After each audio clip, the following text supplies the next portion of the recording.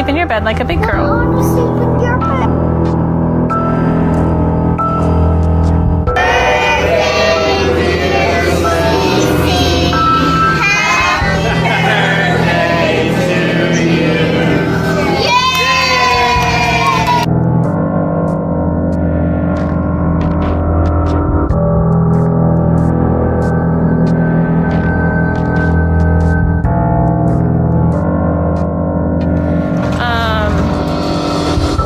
We arrive at 1:30 in the morning back to Denver on June 26th, and then we leave out that afternoon on June 26th to go to North Carolina for 6 weeks.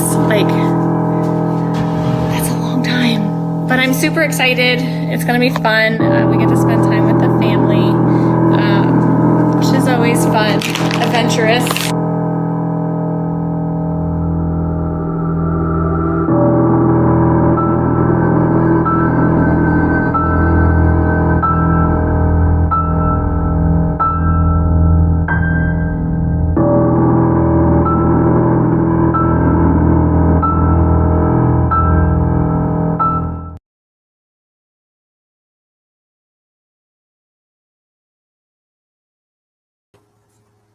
All right, everybody, welcome back to Watts, the Obsession True Crime. And tonight we have a very special live stream. By your request, we're going to be talking about everything CERVI 319. CERVI 319 is the oil tank site where Chris Watts so disrespectfully discarded of his family's remains. He buried his wife in a grave that was only 27 inches deep total, just 9 inches under the ground, and he placed the remains of each of his daughters in one of those oil tanks that you see right there. One girl, Bella, and Celeste in each. It's one of the horrific details of this crime that has made so many people just ask, how could he have done this? How could he have annihilated his family? And how could he have discarded them in such a disrespectful way? So, of all the questions that people have about this crime, I think really the top questions I hear are, well, number one, did Chris Watts commit this crime on his own? And we are definitely going to get into that topic tonight. And also, people wonder what exactly happened at CERVI 319. Because, let's just face it, it's not in most of our wheelhouses to have an understanding of what happens at those oil sites and with those oil tanks. So tonight we have a very special featured guest, Kevin, who is one of our moderators and a friend of mine, and he's also an oil field and oil tank expert. He's been working in that industry, doing the same job tasks that Chris Watts did and more for the past 19 years. He's been to over hundreds of sites, and he works with these oil tanks every single day. So all of those questions that we might have about what exactly happened at 319, or, did Chris Watts have enough time there to commit this horrible crime on his own, or do you think he had help there? Kevin can help us out with that. So everybody, please welcome Kevin. I'm going to bring him up. Hey, Kevin, how are you doing? Doing great. Is the audio okay? Yeah, the audio is great. Yeah, your audio is always great. Yeah, perfect. Thank you so much for joining us tonight. People have questions for you. I sent Kevin most of the questions, just so you know, if you sent them in earlier today or last night. There were a lot of them that came in, and you'll have an opportunity to ask more questions if you still have them at the very end. So everybody, please welcome Kevin. We are so lucky to have him, and we are so glad that he's here. And I won't share him with anyone else. One time, armchair detective Kevin, I think I told you this, asked if, could you get that oil tank expert guy to come on my channel? And I was like, hell no. Sucker. I get very territorial. So welcome to everybody who's here in chat, by the way. I see all of you guys. There's already 126 people here. I know that you guys all want to hear what Kevin has to say about things. Thank you so much for being here tonight. So I'm not going to go through and say hello to everybody, but we see you, and we are so very glad that you are here. So let's just, and Kathleen Hudson is a new member. Thanks for becoming a member, Kathleen. And Kathleen is our friend of the channel, who is also a true crime author. Actually, Kevin and I both helped her with her first edition of her Girls of the Summer book, which was about Nicole Kessinger. And she's going to have edition 2 and 3 coming out soon, which are going to be about dun dun dun Mackenzie Sharilla and Taylor Parker, the woman who killed her acquaintance Regan to steal her baby. Oh my God, what a horrible story. So definitely be looking out for those books from Kathleen. Just to give our friend Kathleen a little plug. So we're going to get started by, is there anything else you want to say about what it is you do, Kevin, like on a daily basis that makes you an expert in this topic? No, I've just been doing it for a long time. Not I've a long time. all over Ohio, West Virginia, and all over Pennsylvania. So there's like minor differences in between the two. But I'd like to stick with just the CERVI 319. It's so much easier if we just stick with that site because everything's so simple there. Perfect. We'll definitely do that. All right, so I'm going to bring into the stream just a little video to just get us acquainted with what exactly happened on that morning and on that day. And just so you know, just to start out, we're going to hear Ashley Banfield, who sometimes I love and sometimes I feel like she's a little bit of a grifter. Let me know in chat. What do you guys think of Ashley Banfield? This was before, the discovery came out, before the crappy investigation about the murders was complete, and she has a guest on her show, and this guy drives Kevin insane. But just so we can agitate Kevin a little bit, let's hear what this dude has to say. Video is going to take a look at CERVI 319, the oil site where Chris Watts infamously drove to from his home in Frederick, Colorado on August 13th, 2018, with his wife Shanann on the floorboard of the back seat and his two daughters, Bella and Celeste, also in the backseat of his work truck. Not only are we going to be taking a look at the drone footage of CERVI 319, but we're also going to look at the route that Chris Watts took to get to CERVI 319, the historical weather for that date, and some reports and other related news that is related to CERVI 319. I do want to let you know that this video contains sensitive information and viewer discretion is advised. They found those children in tanks that were nearly full. And as I have learned from you, the full capacity of these tanks is somewhere between 600 and 700 barrels of oil. That's a lot. So let's just say nearly full is 500, correct? Yeah, exactly. And, the strange thing to me is openly available, you can find the production rate of that well. And at its best, it was producing about 200 barrels per month. So it leads me to believe that, the oil probably wasn't completely drained out by whoever put the girls in these tanks. They probably shifted the liquids from one tank over to the other one, opened, put it in, and then shifted the liquids back to the other side. That requires quite a bit of technical knowledge, and it does take a certain amount of time. And let me stop you there, operation. Because that was my next question. Obviously, that drill site producing only 200 barrels a month is not going to be able in 4 days, that's the time it took to find the bodies, to fill even one of those tanks up to 600-700 barrels. It would take 3 months to fill them naturally. So just thinking that through, if in fact the opening on the top, and again I'll hold it up, is too small for Chris Watts to, as he apparently according to the police admitted, too small for him to put those children through, he would have had to do it from the bottom, which means the tank would have had to be empty, or he'd have been gushed on by a full tank of oil. So you're saying that there's a pump that goes between those two tanks, and he could pump one tank empty and put the now there's the thief hatch, and I think that's your hand, Wesley, correct? Right next to the thief hatch at the top. Okay, so we get a relative that's my size. hand to give you scale. And that's at the top. This is an example tank that's similar. Yeah, that's part of what kind of bent my brain is, I really don't think you could easily get anything, and it's designed that way for you to not drop anything through that top hatch. They keep it very small, so 8 inches is quite small. That's what made me think you pretty much have to take that bottom manway open. And the standard design, there's 64 bolts, and you got to drain all of the liquids out to really we have a picture of that. Put the picture up of the bottom manway, because Wesley's also given us an example photo of this tank where he is standing next to the manway. This is the actual site. What I'd like now is the example site of the manway that Wesley shows us, if we can show that. It's called the clean out manway. There it is. And you can see Wesley's hand. Now you can see the relative size of that opening and all those bolts that would have to be opened, unscrewed and screwed back on. And clearly it is at the bottom of the tank.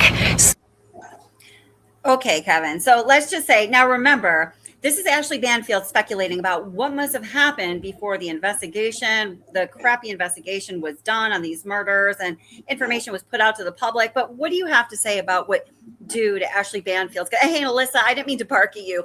I just said no, because I know how Kevin feels about this guy. So what do you have to say about what this expert just told Ashley Banfield? If this is the standard of the news that they tell everybody with everything that happens in the world, then we're really screwed, because there's 4 feet in one tank and I think 9 feet in the other tank. That's not nearly full. They're 20 foot high. Right. You're not opening those manway cleanouts. You're not doing that unless the tank is empty and there's no pump in between the two. There's no electricity on site, so you can't have a pump. Right. And so, this, I just wanted to include this and have Kevin comment on it just to highlight, this person that Ashley Banfield had on her show calls himself an expert, but even the so-called expert opinions that we have received as a public about what happened at CERVI 319, well, they are not all that well informed, correct? Absolutely. I mean, you're not taking that hatch off with liquid in there is an ecological disaster waiting to happen. You're not stopping the water. Those are at the very bottom of the tank. So everything that's in there is going to come out. And that's why it took them a day and a half to get those tanks cleaned out. Right. So Ashley Banfield, we hope that several years later, you're doing a better job vetting your experts who become guests on your show. Okay, I'm going to continue with the video here. So it's going to have to be that tank's going to have to be literally dry. But Wesley, just in terms of the time, because Chris Watts was seen leaving his house at 5:30 in the morning, and he had to have some kind of an alibi to be working by 7:30, 8:30, or 9:30 in the morning. So there were not, and it's 45 minutes to drive there. So he didn't have an inordinate amount of time at this site to dig a shallow grave for his wife and then do all this work at these two oil tanks. How much time does it take to pump the oil between the tanks? It can't be the same as that forensic vacuum.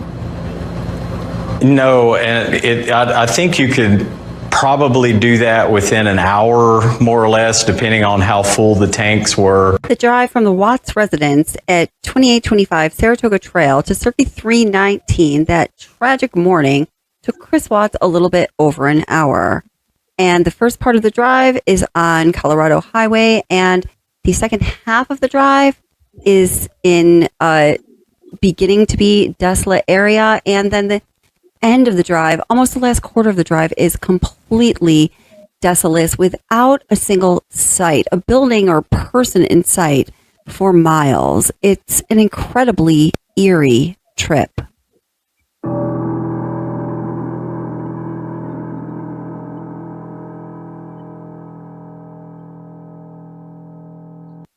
The journey from Frederick, Colorado to Rogan, Colorado is about 37.5 miles and is estimated to take about 42 minutes.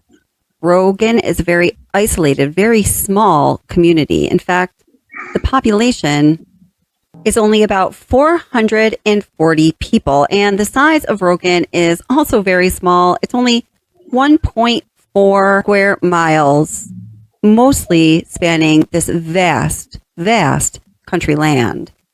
It is, of course, an agricultural community right there in the community itself, although many residents of Rogan commute to wherever it is they go during the day, and that average commute is almost 30 miles. These are some of the actual dwellings that you can see in Rogan, and a lot of the property there, a lot of the buildings or houses are actually abandoned.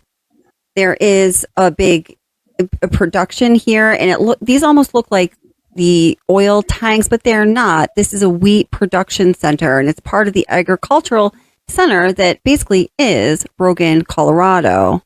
People who live there and in that area say that the weather can be changing. It can go from very, sunny and dry to very windy and treacherous, and it's seemingly a matter of moments. And because there's so little buildings, population, or anything going on other than this vast Colorado prairie land, you can look out your window or look east or look west and actually see where the weather is changing. So have you ever been in a place where it's nice and sunny and you look in one direction and you can see a storm a brewing? So people that live there claim that it's very much like that, but, amplified to what I think my experience is. Now, keep in mind that after you travel that 37 plus miles from Frederick, Colorado to Rogan, CERVI 319 is 9 miles past Rogan, Colorado from where Chris Watts was traveling. And those roads are all dirt roads, or just, as they're described in the Discovery, 2-track roads, which really means backcountry roads that really nobody travels. And you're not probably going to get very far on them unless you're driving a truck.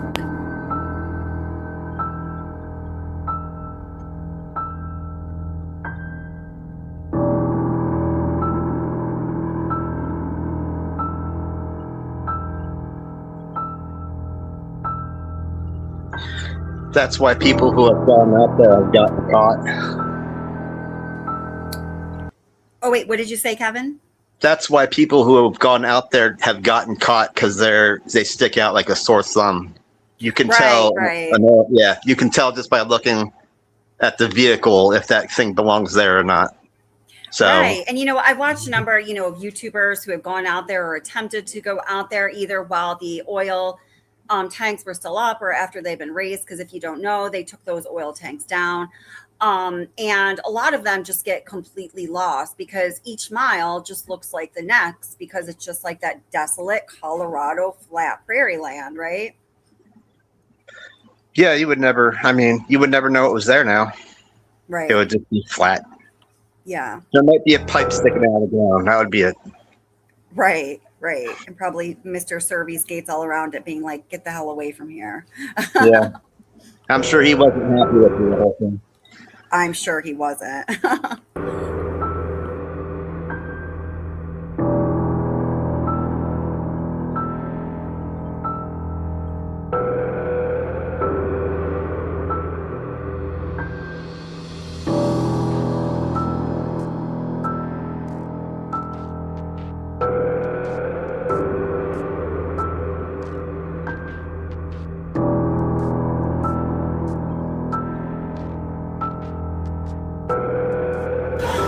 Yeah, let's do it. Do a little hair. Ready, set. Cece, what's Cece, Daddy I am so doing? sorry. When you're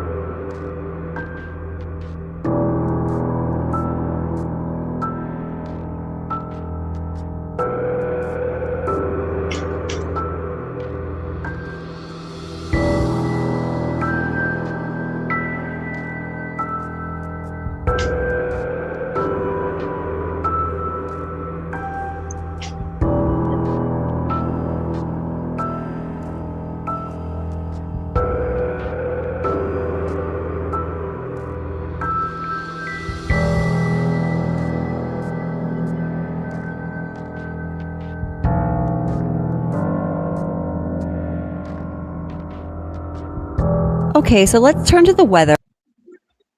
Okay, so I mean, how eerie is that drive? I just, somebody in the comments on one of my videos where, I talked about this drive out to CERVI 319. A few people were really going at me saying, because I was saying, God, Bella must have been so scared, because it is my belief that Cece was either deceased or just not all with it. If you want to know why I have that theory, it's like kind of the foundational theory to what I believe happened in this crime. Watch my video. I'll put a link in the description, what happened in the Watts basement. But they were like, how do you know what Bella was thinking that day? How do you know? You weren't in her head. You don't know what she was thinking. Well, she was a little girl who lived a pretty routine life, who was in her house most of the time. It was like from her house to school to, well, basically it. So when she's put in the early morning in the back of his truck after she sees something horrible happen to her mother, who's rolled up in a sheet, her father carrying her mother downstairs and putting her in the floorboard of the truck. Of course, that girl was terrified on this ride. There's really no ifs, ands, and buts about it. So, I'm going to go into talking about the weather at CERVI 319 on the relevant days here. And, the time I made this video initially, the reason I was doing that is there was, a lot of speculation about, and we can talk about this later, did Watts dig the grave ahead of time? Was this pre-planned? We don't know the answer. And a lot of these questions had very much to do with the weather. So we're going to talk about the weather at CERVI 319 in those relevant days. And CERVI 319 on August 13th and August 14th, 2018. First of all, I can assure you that there was no precipitation on Monday, August 13th, 2018. But I just want to get to where we actually have something going on here. But there's no precipitation on Monday, August 13th. So let's take a look at Tuesday, August 14th, 2018. So you can see here that during the day from 12 a.m. to 3 a.m. to 6 a.m. to noon, and all the way going up until just a little bit after 6 o'clock, there is no precipitation at all. And the temperatures were low, as you would expect during the morning hours, spiked from 12 going up to about 3 p.m. and then slowly declined in the evening, just as you'd expect. Now we see the spike. So you can see the blue line, that's precipitation. So we have a spike at 7 p.m. and then a decline and then another little spike at 8 p.m. So we can see that there was a decent amount of precipitation at 7 p.m. and then continuing for a while and a little more again at 8 p.m. Okay, so if you look at this next chart here, you're going to see that after the 6 o'clock hour, there were heavy thunderstorms being reported in the Rogan area. Now, these were heavy thunderstorms without any noted precipitation. So if you look at 6:53 p.m. and you look all the way over to the right-hand side, you'll see 0.3 inches of rain. And then again, we have another 0.1 inches, and that is our rain event for Tuesday, August 14th. So another thing that is interesting here is how they note the wind speed. So you'll notice at 6:42 p.m., there's a sustained wind of 38 miles per hour. And prior to that, we had sustained winds of 70 miles an hour, 23 miles an hour, 20 miles an hour, 18, 13, and 17, respectively. Now, for a sustained wind, that's quite a wind. And 38 miles an hour sustained wind is pretty significant. If you look to the column just to the right of that, you will see that while there were those sustained 38 mile per hour winds, there were gusts up to 53 miles an hour. In summary, the following is the weather for August 13th and August 14th, Monday and Tuesday of 2018. The weather was collected in Kinsburg. That is the closest historical weather data collection center. It is approximately 1.7 miles from CERVI Ranch. Historical weather records indicate no rain on Monday, August 13th, and moderate rain, 0.3 inches, on Tuesday, August 14th, 2018. These moderate rain continued for 30 minutes to 90 minutes and was followed by some sprinkles, shall we say. The winds were perhaps the more significant event, with moderate sustained wind from the hours of 6 p.m. to 9 p.m., with strong gusts of wind up to 53 miles per hour. And why is discussing what happened at CERVI that day important and what's going on at CERVI and the drive to CERVI and all of that? Well, there's a few things. There's different theories on what really happened that day. And I absolutely believe we do not know the full truth as of right now. So the weather on the 13th and 14th very much relate to those theories. They can possibly prove or disprove some of the theories. And also something that is very important is understanding the experience of the human beings on that day. If Bella and Cece, Chris Watts' two beautiful little girls, were in fact alive on that trip from Frederick, Colorado to CERVI 319, this journey of over an hour in the back of that truck must have been absolutely horrifying. So now let's take a look at the recovery efforts per the Discovery. Here, I'm reading from Dave Yuckum's report and the Chris Watts Discovery file. An observation regarding CERVI 319. The Anandarko property is the leased property within the CERVI Ranch, which is 35,000-acre cattle ranch located in southeastern Weld County, Colorado. The leased property, known as Oil Tank Field CERVI 319, is used for extraction and collection and storage of raw crude oil from all local wells and pumps. The Anandarko well site was located approximately 9 miles north of Rogan, Colorado, along dirt roads and dirt 2-track trails. The site itself is a 3 to 4 acre property fenced with barbed wire and secured by a locked gate on the west end. The topography and geofeatures consist of sandy dry soil with sparse native vegetation and dry pasture rangeland for livestock. No structures other than oil collection tanks, pumping equipment, and agricultural infrastructure are visible in any direction for several miles. Within the fenced area are 2 large tanks approximately 20 feet in height and 12 feet in diameter. Each tank is equipped to hold approximately 400 barrels of crude oil, which is 16,800 gallons. Also within the site was a wellhead, pumping facilities, waste collection, and venting and pressurizing equipment. Within the site, numerous safety precautions and procedures are in place due to the toxic vapors and volatility of the crude oil gas. Anandarko, Day 1, August 15th, 2018. Due to diminishing daylight, auxiliary lighting was brought to the scene by Anandarko. Located to the south and east of the wellhead was an area that appeared to have been recently excavated and filled back in. The area appeared to be approximately 8 feet by 14 feet in diameter. Living foliage was observed partially buried under the uneven ground. Once the search warrant for the property had been confirmed to have been signed, a more thorough search of the property was done. Items of evidence located were collected and packaged by myself and F.S. Schroeder. Photos were taken of the scene with and without markers. Measurements were taken through the use of global positioning or GPS, polar coordinates, and a laser measuring device. Blue Star latent blood reagent was applied to the thief hatch and the tank after positive and negative presumptive tests of the reagent had been done with the expected results. No chemical luminescence was observed on each tank or the catwalk connecting the tanks. On the north edge of the excavated plot was a rusted rake head. The rake head had been placed with a handle attachment portion buried onto the ground. To the east of the plot was a wooden tool handle, as well as a piece of metal that was consistent with connecting a rake head to a rake handle.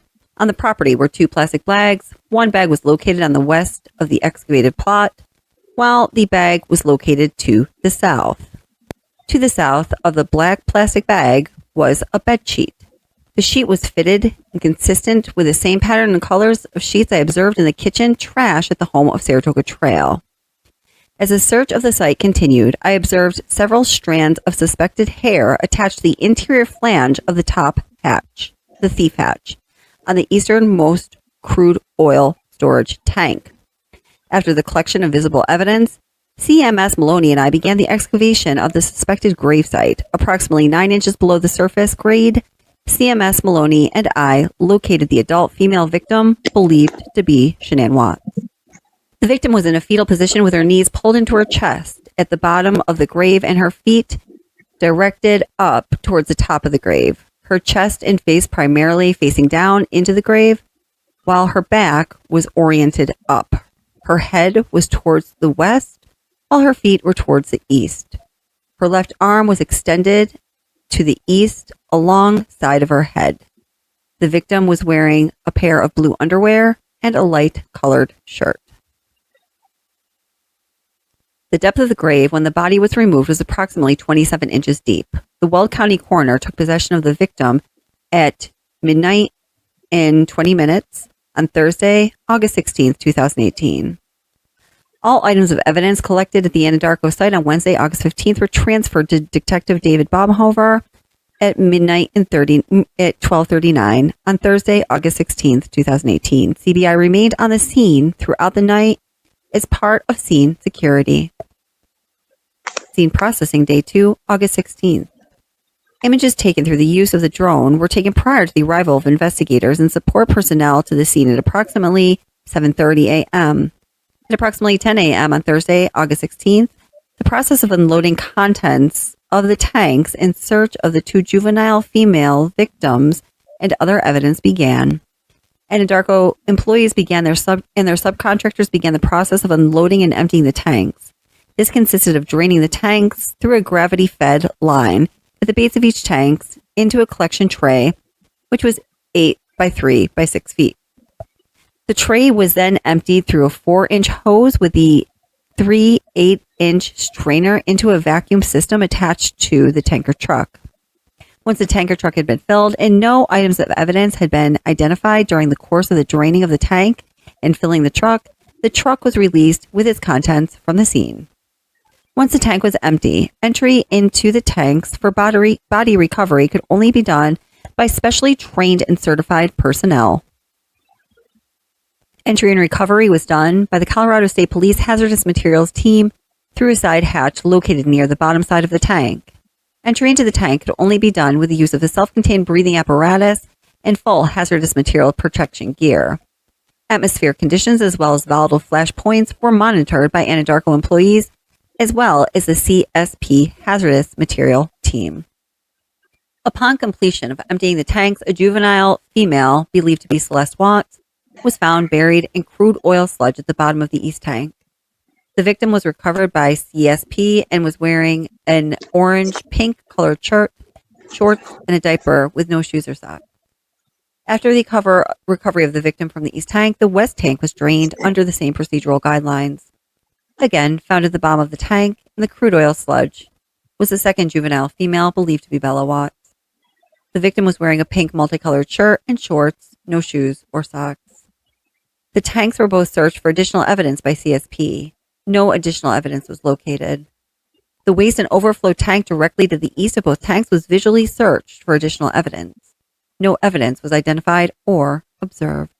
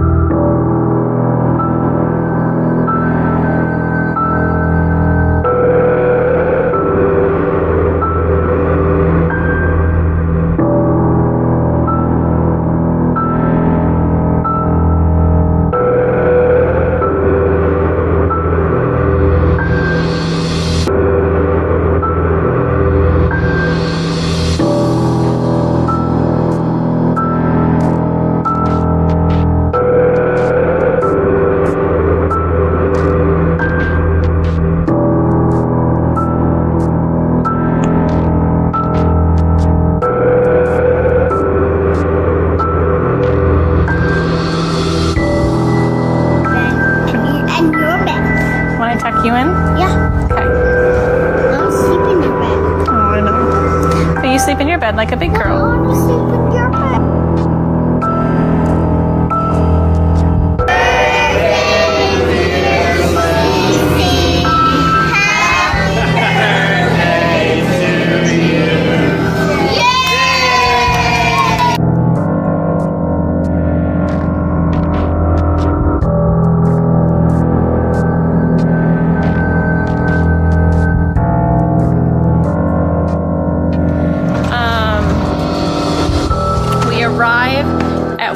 1:30 in the morning back to Denver on June 26th.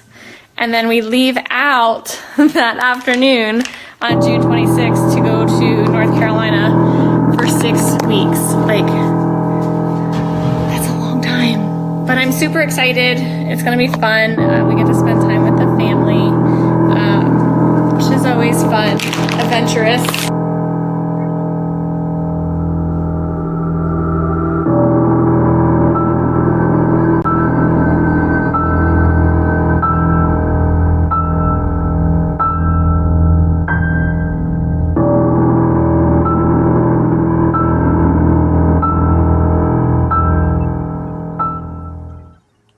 Welcome back. Whoa.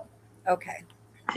So, okay. Hey, David BMX, and to everybody else who just came in. And yes, there's definitely a trigger warning with all this content we're going to be talking about. It's very difficult content to hear, sensitive material. So please just know that. So for those of you who just came in, welcome. We're so glad you're here. If you don't mind, just please take a moment to hit like. It's so super helpful. And I appreciate all of you. So Kevin, just before we get started with the questions, I just want to look at 2 pieces of information that are very relevant to the things that we're going to be talking about. So let me just bring that in super quick. And then, oh, no. Hold it. Give me one sec here. I love StreamYard. Have I ever told you I love StreamYard? Yay. All right, here we go. So, nope, it's not going to do it. It's not going to do it. I have to do it another way. Hold it here. I can pull this up this way and then share. Good Lord. Just one moment, everybody.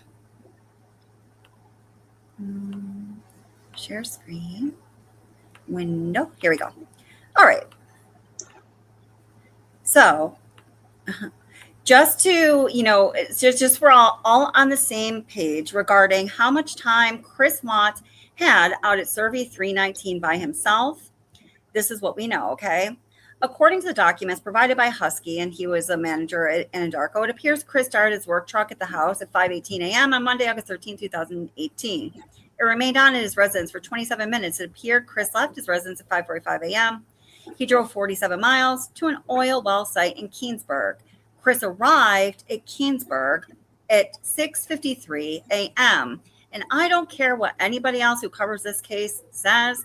Chris Watts had exactly 47 uninterrupted minutes at CERVI 319. We know that he arrived there at 6:53 a.m., you see. And then the only thing that he did between 6:53 a.m. and 7:40 a.m., where it says Watts sent the staged message to Shanann's phone, if you take the kids somewhere, please let me know where they're at. And then after that, he started a whole host of messages and phone calls between himself and people he worked with. But the only thing he did in those 47 minutes was to take the photograph of his laptop screen, presumably sitting in his truck. And then the note on the discovery is, the metadata confirms Watts was at the CERVI coordinates. The image is apparently only in thumbnail format, and enlarging it blurs out the writing on the laptop screen. So we know he was looking at something on his laptop screen that had writing on it. And I don't believe for a hot second that the FBI couldn't make out what it said. But the point here is that Chris Watts was at CERVI 319 for 47 uninterrupted minutes, all by his lonesome, before, is this sharing? Okay, good, it is. Before he started doing other things. And now I just want to know about, this is so super sad. And again, trigger warning. Bella's autopsy, something I just noticed today. It talks about the injury she sustained, external evidence of injury. And I hate to even be reading this, but a 13.3 centimeter area, a vertical, I don't even know how to say that. I'm not going to pretend I do. But what it is, it's like a superficial skin wound that could leave a scar on the left buttock. So 13 by 3 centimeters is 5.5 inches by 1 inch. So that's how big the wound was on her left buttocks. And at least 1.5 centimeter laceration on the frenulum of the upper gum line with associated pink-purple contusions. And that's where they talked about that her, upper lip disconnected from the frenulum. And then there's superficial probable bite wounds of the surface of the tongue. Poor Bella. a 9 up to 4 centimeter yellow tan, possible abrasion on the left torso. I meant to underline that too, because I just noticed today that all these injuries that they talk about are on the left side of her body, and I don't know what that means. And then a 3 by 1.5 centimeter faint yellow tan discoloration on the superior aspect of the left shoulder. It does say in the autopsy as well that they did find crude oil in her stomach. Some people say that means that Bella was alive when she was put into those tanks, but I don't know if that's true because I am not a medical doctor. So, Kevin, do you have anything to say? No, we can get right to the gory stuff. Okay. All right. So we're going to get right to the questions, and Kevin is going to give us very honest answers to all of these questions. So again, there is a trigger warning. Some of it is very difficult to take in, very hard to hear. Kevin and I have talked about all this material before, and I truly believe that what he has to say is, how it is, to the degree that, relative to what we're talking about here. So Kelly, I just want to tell you, everybody, that this is not my opinion. I'm not going to share an opinion. I'm not going to speculate anything. Mm-hmm. I'm just going to tell you exactly how things work. Like, if you want to know about geotab, if you want to know about the tanks, I'm not going to put my guess who was at the site if there was anybody with them. But I will tell you one thing. Someone said something about, do you really think you could do all that in 47 minutes? And yeah, I think you could get, if you gave me 5 minutes and a basketball, I could get that basketball in both of them tanks. Right. Even if you're determined to do it, you're going to do it. And you're going to get them. You're going to get them in there, and the only way is the top. There is no other way. That's right. And I know that a lot of you have questions about, how exactly, did he get the girls in through the thief hatches, and we're going to get into all of that. So let's get to the questions. Thank you so much, Kevin. Okay, so question number 1 is from Sammy Lou. What is the process to open the thief hatches on the oil tanks? How long does the process usually take? And also, is it true that people get sick from inhaling the fume from the tanks? All right. And this is another thing I'm going to warn you all about, is that some of these answers are going to be really so simple that you're not going to believe me. But this is exactly how it is. So to go up and open up a tank, you just walk up the stairs, like 20 some stairs. You push a tab and it actually pops open. Done. There's no sensors. There's nothing. There's no electricity, so there's no sensors. You're out there in the middle of nowhere. So yeah, site runs itself. So you don't need any outside equipment when it's just doing its autonomous thing day and night, day and night, day and night. Right. Okay. Now, so how long then would it take you to open, how long would it take you to open the thief hatches? Do they just pop right open, or is it like a whole process? Like a second. You push a button and it opens. There's a spring latch. And actually on a lot of them, the hatch itself that opens, the door is sprung against the latch. So what you do is you take the latch away you just pull it away. No big deal. It's like 2 inches wide. You just pull it away and it pops open free. And then you just lift it with your hand. It's like aluminum. You really don't weigh much of anything. Okay. All right. So then, and what about the fumes? Would you get sick from the fumes? Good. Yeah, if you were there, but you could just take a step to your left or right and you could be away from it. And someone else, I know we're going to get in all these questions and stuff, but you saw in those videos of the drone with those guys on top of the tanks and they were looking down in the hole. They didn't have respiratory stuff on. They were down there with their face in the hole. You don't need any respiratory stuff around those tanks. The only time you needed it was when they were going in it, because it's a confined space and there's no fresh air in there. When you have when you're standing on that platform up there and you have, even if you had both the hatches open, you can just walk to the left or right and have fresh air. You're not doomed to be up there and die breathing this horrible stuff. It don't smell good. No. And yeah, I bet people would get sick. But I've been up there for 12-hour shifts. And when it's unpleasant, you just step to the side. You know, you just step away from it for a little bit. You don't have to be looking at it all the time. You just go take a glimpse of where the level's at, and then you walk away. Okay. All right. Good answer. Okay. So moving on to the next question. I hope that satisfied your question, that you got a satisfying answer, and I'm sure you did, Sammy Lou. Okay. Now we've got Mama Dookie 1. My question is, many people believe that Chris Watts' mistress was involved in this crime. What is your take on it? Do you want to answer that question? I don't know. Like I said, I'm not going to speculate. I couldn't tell you how all that stuff, like it did. They say, oh, you couldn't have done all that. No, but he didn't really do a good job. You saw how Shanann was left. That wasn't a very good job. So it wasn't like he did very much. Like I said, if you gave me 5 minutes, I'd have 2 basketballs in both those tanks, and I'd still have 3 minutes left over. Right. It's not hard. And he's strong. He is strong. He's stronger than I am. I'm not going to lie and say, oh, yeah, he's a big, buff guy. It would be easy. At that time, he was a big, buff guy. Remember, he was working out like a mad person, like crazy. And he had 5 patches on. Right. Now, remember, Shanann's grave was only a total of 27 inches deep. So she was essentially like in a child's pose. So the math totally works out. I actually got into a child's pose, and I had my son measure from the ground to my back, like how high that was. And then she was 9 inches under the ground. So I was like a little bit lower, but I'm not pregnant. So it makes sense. Like Shanann was a little bigger, like in that way. So the grave was only 27 inches deep total. Her body was on the ground, under the ground to where he dug. And then the top of her body was only 9 inches under the ground. I mean, that is, first of all, rest in peace, Shanann. That is just so disgusting and fucking disrespectful. But it's also just not a good job, like you said. Yeah.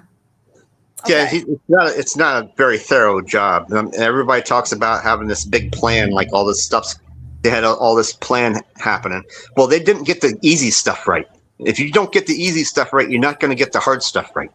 So that makes perfect sense. Yeah. When you need to do something, like I was stuck on sites by myself, and I had to do something. I had to figure out how to do it. I had to find what was there and use what I had because no one's got there to help me. So I had to get stuff done. I had to do it myself. And if you're out there and you got 3 bodies to get rid of, you're going to get it done because tick tock, that time's counting down. Right. And every minute's another minute closer to that another guy's going to show up on that site. Right. Oh my God. Imagine. Jeez. He volunteered to go there. It wasn't his site. Right. That's another thing. I think I realized what you were saying about that. He volunteered to go out to CERVI 319 Friday afternoon around 3 p.m. It's very strange that he was meeting the guy that he works with, Troy McCoy, to exchange the fire stick when he got a text message from another worker saying that there was a leak, and he was like, oh, hey, listen, I'll go out and take care of that Friday night. So what's your theory on why he accepted that task on Friday night? My theory is that he's already thoroughly disgusted with Shanann. So he, put off by her with everything that's going on, that he volunteered to go out to get out of the house because she got back the Sunday before, and he had a reason to get out of the house early in the morning. Right. That doesn't she mean was anything supposed to be about back around 11, but she really got back at 1:48. And, the fact that he had to be out there meant that he had something definitive to do. He couldn't wiggle out of it. He couldn't call out of work, and he left the house a little bit early. You could almost call it an alibi. Right. It's an excuse. Right. It's an excuse to get out there. So he has a legitimate excuse to get out of the house, to get away from Shanann, and go out and be at work by yourself. Right. Now, this is all assuming that she was going to still be alive Monday morning.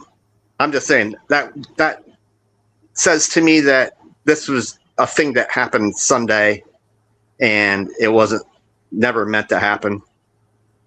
I think it happened Sunday night. To answer your question on Mama Dookie, I'll answer that question. I think it happened Sunday night. He decided he was going to do this because Nicole Kessinger gave him a very definitive ultimatum when she saw 3 posts that Shanann posted to Facebook from Arizona. One saying, "I can't wait to get back to Chris and the girls." The other one talking about the baby, and then a third post right around the time during their 111-minute phone call when she said, "I can't wait to finally get home to Chris and the girls."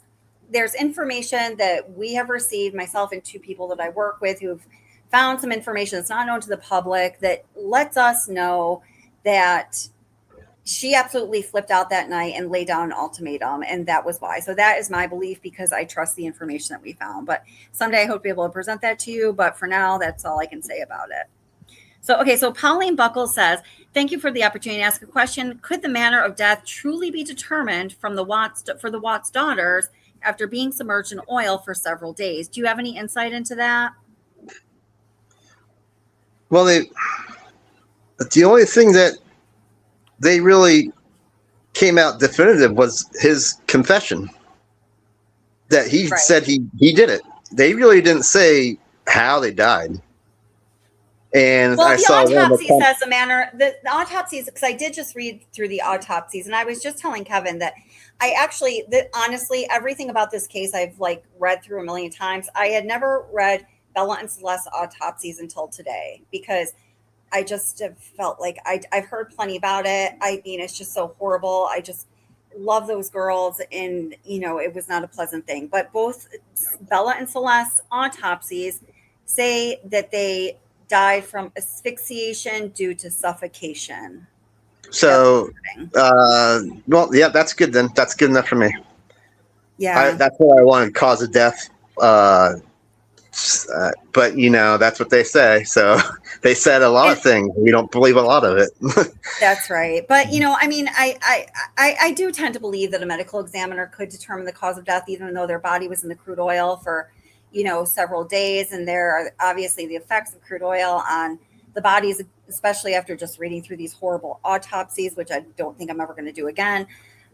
Medical examiners can determine a lot of crazy things when bodies, just sometimes with not even complete remains, if you know what I'm saying. For the I sake couldn't of even imagine the work that they had to do to clean them up, to even notice the blemishes on their skin after them being in that. All the work that had to be done just to get them out is a crazy amount of logistics. Absolutely insane. Yep. If you look at some of the videos with the drone, you'll see that there's nothing there on that site but a couple pickup trucks, 2 tanks, a wellhead, and a separator. And that's the only things there. But when you see later pics with the investigators there on the ground, you see a light tower, you see a porta pot, because all that stuff has to be brought in. There's enough electricity on it. So a light tower is also a generator that generates electricity, and you can plug things into it. And you can, if you wanted to charge batteries for a tool, you're not doing that any other way. There's no electricity. So as things as people are having to go out there and work at night, they're going to stay out there. They're not going to leave. They need to have a place to use the bathroom. They need to have light. So all that stuff was brought in. Right. Okay, let's go on to the next question. So M Minor says, Kelly told us there are about 50 minutes, 47 minutes to be exact, uninterrupted minutes Watts had in the oil field that morning. Since you understand the layout Watts was dealing with, etc., as far as the oil tanks, do you think that Watts had enough time that was required to bury Shanann and put the 2 girls in the tanks by himself? And you kind of already answered that, but you say yes, right? Yes, because he didn't do a good job. And I'm telling you, the tanks was not even a 5-minute job. It was up and down the steps. And you're done. Right. And I'm not going to say what you had to do to get them in there, but how they went in. That's how they went in. No other way. Yeah, that's right. All right. We talked about how they went in, what position they might have been to get, because people don't understand. And that's when we talked about how you get a t-shirt in, or how do you get a clothes hanger into your shirt? You angle it. Well, so then, Wait, so explain that to well, this is here. We have a couple more questions coming up, so you're about to answer this anyhow. So Judith Banderman says, why would he have packed a gas tank with him to take out to the field? Do you have any thoughts on that? That was in his truck. That was already in his truck. I just think that I think it was already in there. I'm not sure. He grabbed it out of the garage. He grabbed it out of the garage. Maybe he planned to light a Shanann on fire. I mean, that's dumb too. I mean, you're talking about dawn coming up. It might have been something that he thought about and didn't decide not to do it. She was in the sheets, which would provide a good amount of fuel, and but there's nothing on site that requires fuel. Because let's face it, he did have a lot of dumb thoughts that morning, obviously. Well, you're putting a guy in a situation. I'm not sticking up for him, of course, but he's trying to work this out.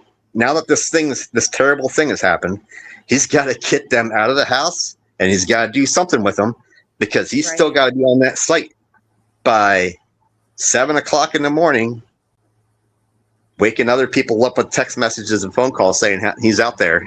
Right. And yeah, he probably wished he had those extra 27 minutes back at the house when the truck was sitting there running at the garage. But you wonder, try to put yourself in a situation where stuff has to get done, and he half-assed it a lot, but he did get the girls in those tanks, and I'm telling you, that was probably the easiest part. Now, read deeply. I see your comment, and the next question, Kevin's going to answer this. And I think when he answered this question for me, it made sense. Read deeply says, the next time you eat off a paper plate, imagine putting a 5-year-old's body through there. I'm just saying, well, Bella was 4.5 and Cece just turned 3, but I feel you. So the next question is, could the children have fit through the 8-inch hatches? And let people understand how you think that could happen. How do you get your coat hanger into your shirt? Your coat hanger is wider than the hole of the shirt, right? So how do you get the coat hanger into the neck of your shirt?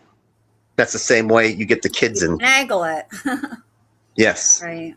I'm trying not to be as graphic, but you asking the questions. How do I answer a question without it being horrible? Right. And now remember, we did look at the injuries to Bella's body and the autopsies, and she does have all of those injuries to the outside of her body that wasn't caused by the act of what happened in the truck or wherever it happened itself. And then also in the report, it's noted that there was tufts of hair around the rim of one of the thief hatches. I'm sure, and it was consistent with the girls. I'm sure that hair was not there before that day. All right. I can promise you it wasn't. Yeah, it definitely wasn't. Next question. If he did this alone, why would he put them in separate tanks? Wouldn't it have been simpler to put them in the same tank? Or is there something about the tanks that makes sense to separate the kids? This is one I've always wondered about. The only thing I can think of is 1, 2, 3. So 1 tank, 2 tank, 1 in the ground. So do you get what I'm saying? Right. I don't know why. I'm just trying to think it off the top of my head. I put 1 in one. I put 1 in the other one. I put this one over here in the ground over here, which is on the follow-up question. The follow-up question, people. This is a good one. If I can say something real quick, he put Shanann on the opposite side of the site, so farthest away from them as he could. Right. Because when they roll up, his coworkers roll up on him, and his truck's over by the wellhead. Well, you're working on a separator. That's on the other side of the site. That's where Shanann was, where that pickup truck shining its headlights out there. Right. Yeah, and I think that's he told I think it was his dad that after what he said to his dad was he was still going with the story that Shanann was responsible for what happened to the girls. What he said was, after what she had done to the girls, he just couldn't bear to put her with the girls. But I think what he was really saying that he couldn't say, after the way I feel about her, I just, wanted to punish her and not put her with the girls. That's how I personally feel about it. I really don't know why both, I just think 1, 2, 3, just 1 in one, 1 in the other, and 1 over there. And I don't know if there's anything other deeper thought than that. No, I don't know. The follow-up question that people often ask about that is, is there, and I think you kind of already answered this too, but just to be clear, if say, he were to put a certain amount of weight, and like if he put the two of them in one tank, would there be some kind of alarm that would go off indicating something? There's no electricity. No, not at all. Nothing. No electricity. No electricity, y'all. No electricity. So when guys used to go and pull water from them tanks, you know how people who make clothes have that flexible measuring tape that they wrap around your waist and wrap around your hips to measure your waist and your shoulders. Yeah. We take a big roll of that and we put a weight on it to make it steady, and we roll that down until it touches the water, and then we see how much distance there is. That's how we measured how much was in the tanks. So it's nothing fancy. No, it's a string on a rope. Yeah. Well, that leads to the next question. I think we answered it from Suzanne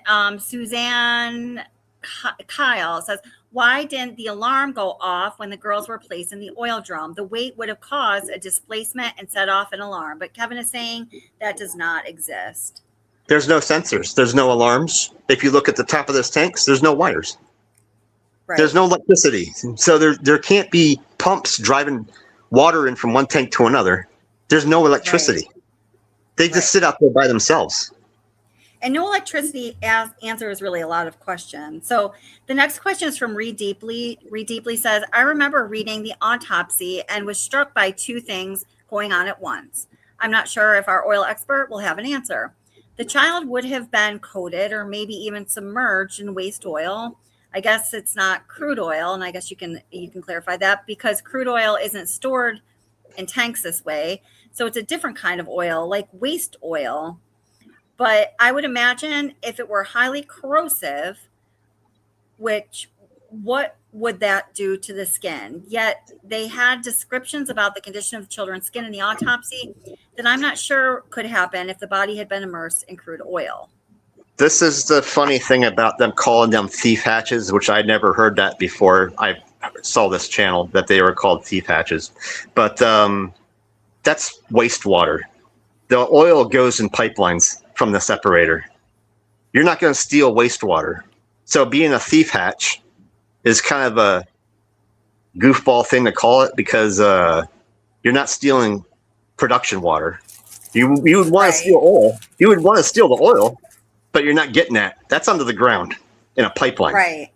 Right. So, and what were we besides what would it do? Well, first of all, when they drained it, this is a bad topic too. This is not going to be pretty. So they would be in that water, which isn't like water. It's kind of thick. There's a thickness to it. Then over the years, which I think that site's been there for 20, 25 years. I think it was brought in the mid or late 70s, if I remember. I don't remember, but anyway, decades. So all that time those tanks are sitting there, and all that sediment just settles down at the bottom.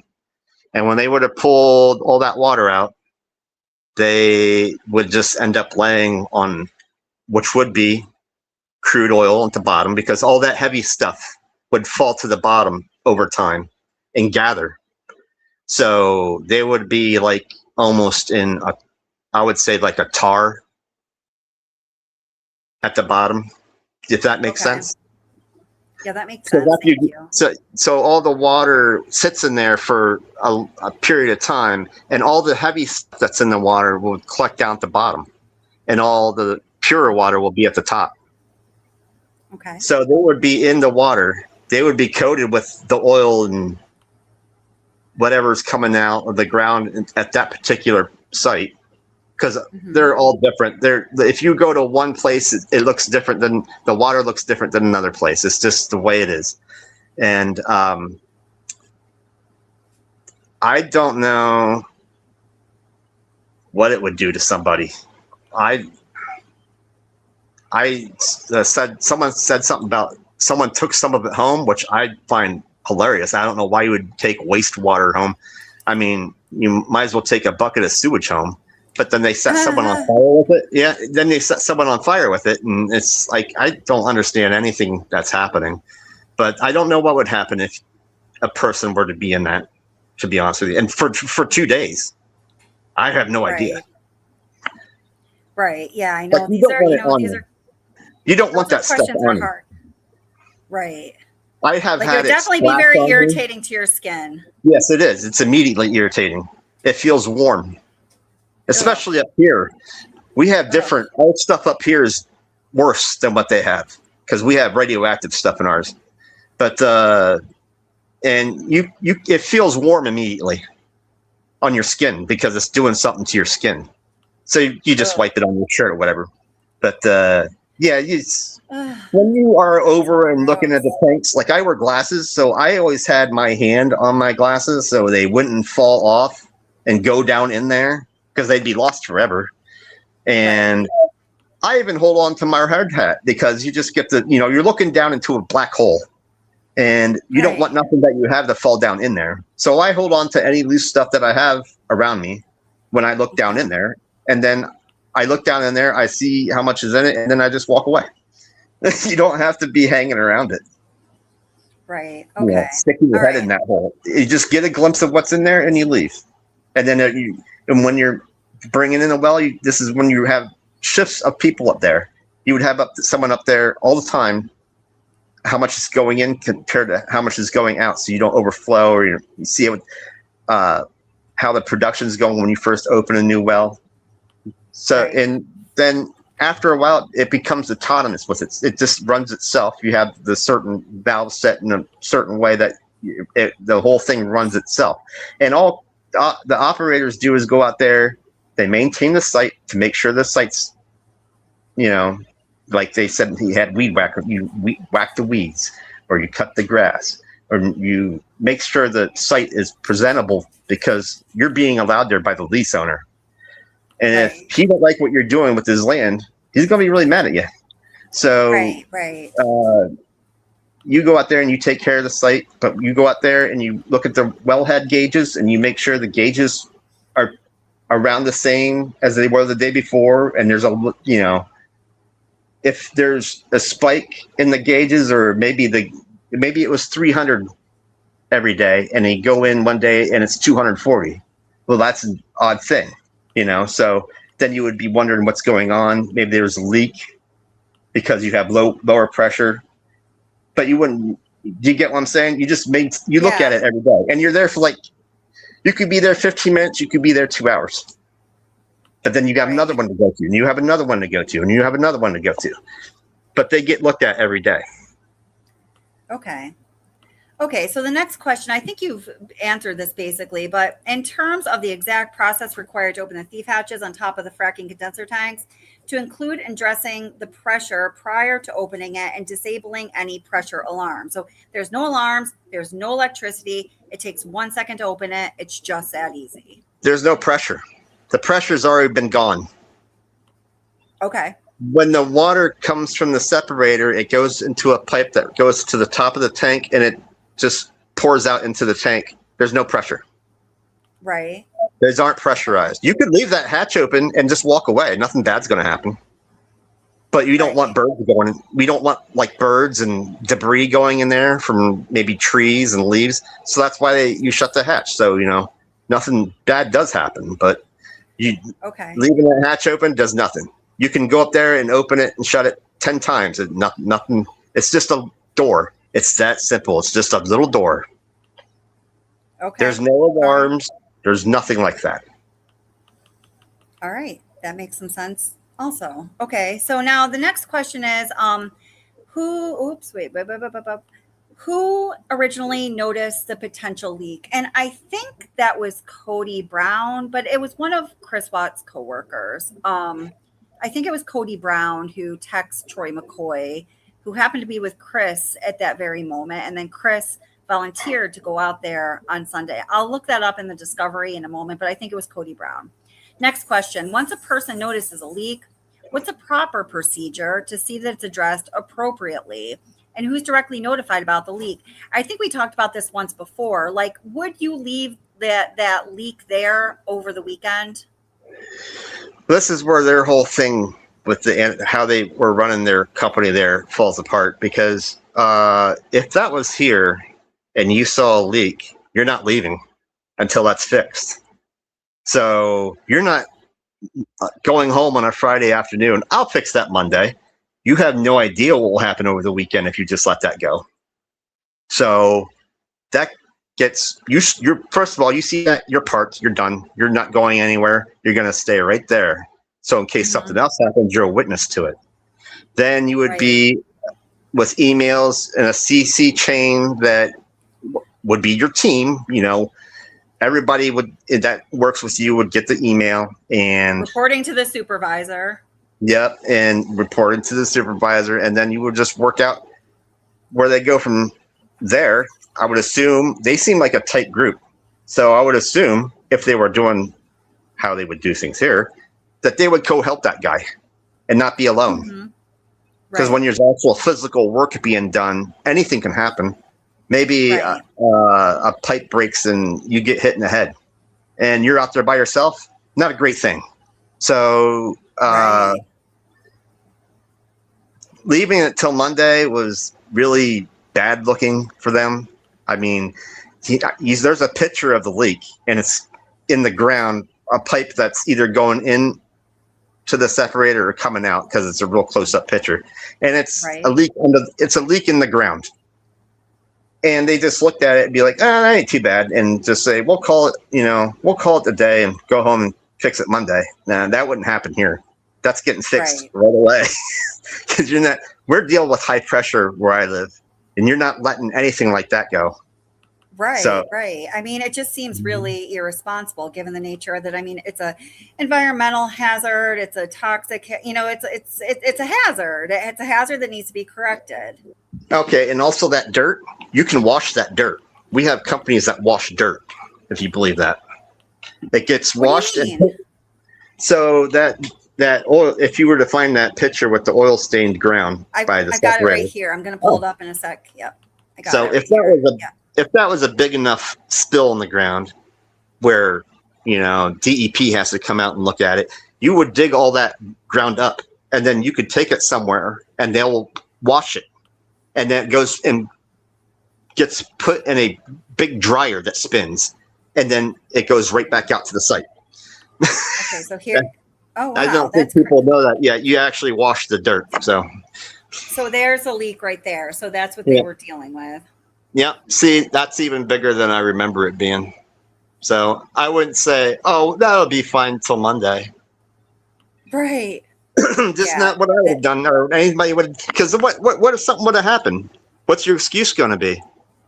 Right. It was Friday. It was 3:00 on Friday. What am I supposed to do? Well, it don't matter what time it is because you have to get that fixed. That's your job to have that done. So, but I think that guy was that the new guy? Because there was a new person. It was Cody Brown. So SkyDream confirmed that. She knows a lot. Yeah, Cody Brown was relatively new. Yeah, he was relatively new. They just don't worry, relatively new guy. That's maybe another reason why Chris Watts said, I'll do it, because they don't want him to be out there by himself to deal with it. But just to be whatever, we'll take care of it Monday. You don't know when it started, first of all. Right. And you're only seeing one part of it. It may have been a while since someone was out there, right? It could have been a while since somebody had been out to that site. Every day someone goes to all these sites. Okay. Yep. Right. Like you could have 8 sites or 15 sites you have to go to every day, but you're going to each one gets a visit every day to make sure none of this happens. And then when you see something, you're just it can wait. No, that's not how things are supposed to happen. No. So then his kind of follow up. Oh, I'm sorry. Go ahead. I'm sorry. The dirt that you see in that picture with the stain, that could be 5 feet deeper on the other side of the ground. But it just looks okay. Now that's really sad. That's not great. That looks really bad. And that's where kind of Anandarko, I think, was afraid of some potential exposure maybe here. Not only that, but where was the boss? The boss didn't chime in with anything. Right. It was Cody and was it Troy and Chris Watts. They're the only people that we see text messages from talking about, oh, they sounds like they're working it out for themselves. Well, why didn't their boss say, get out there and fix it? Luke Apple? Right. Yeah. So kind of the follow-up question to that, you sort of answered, is there a physical or electronic paper trail to ensure that any potential leak has been effectively addressed and properly repaired? Well, I'm sure in the Anandarko protocol, I mean, tell me if you agree with this or not. I have to imagine that there is some protocol to confirm that that has been properly addressed and it's no longer a hazard. Well, pictures are your best protocol. So he started it with the picture. And then the emails would start. I witnessed this leak at this site at this time, and maybe the future plan of what you're going to do. And he would have said, "Oh, we're going to come back Monday morning and fix it," or maybe they lied. I don't know. We're fixing it right now. But then you could take pictures of it when it's done, and be like, "Hey, this is it fixed. This is the, pictures are so valuable." And not only that, but the evidence. They can take your picture from your cell phone and track your location when that picture was taken, just like they did with that picture of him in his truck on that laptop. They knew GPS was in that picture, and that's with everybody's picture on everybody's phone. So pictures are more than anything, and of course, the reassurance that stuff's done correctly with emails and having other people witness it. And saying this is who was on the site with me at this time, and they can verify that this is the action that we took, and that sort of thing. So let's see. Hold it. I'm doing a couple things at once. So these are all questions from Daniel Wiley. I'm not sure. Can you read those questions on the screen? I don't know if there's anyone you want to field. Like Nicole. So Daniel says here. He says. I think this goes a little bit out of our scope. Are there various calls involved to certain personnel? I'm not sure what that means, Daniel. So why wasn't Nicole ever asked about this? And I was going to answer that Nicole, I don't know if she was ever asked about it. As far as the records of her interviews, she was not asked about it, but she did talk about it in one of her interviews. And I'm trying to find that. Was it the August 6th? It was the August 21st interview. Right now. Okay. Yeah. So I can find that and play it for you. Let me let Kevin get through the questions though. If you do want to hear, I can read them. I can read that. I can read them right now. Why wasn't Nicole? Why wasn't Nicole? Why? She's a temp. She doesn't need to know anything. Right. She changes batteries and gas detectors.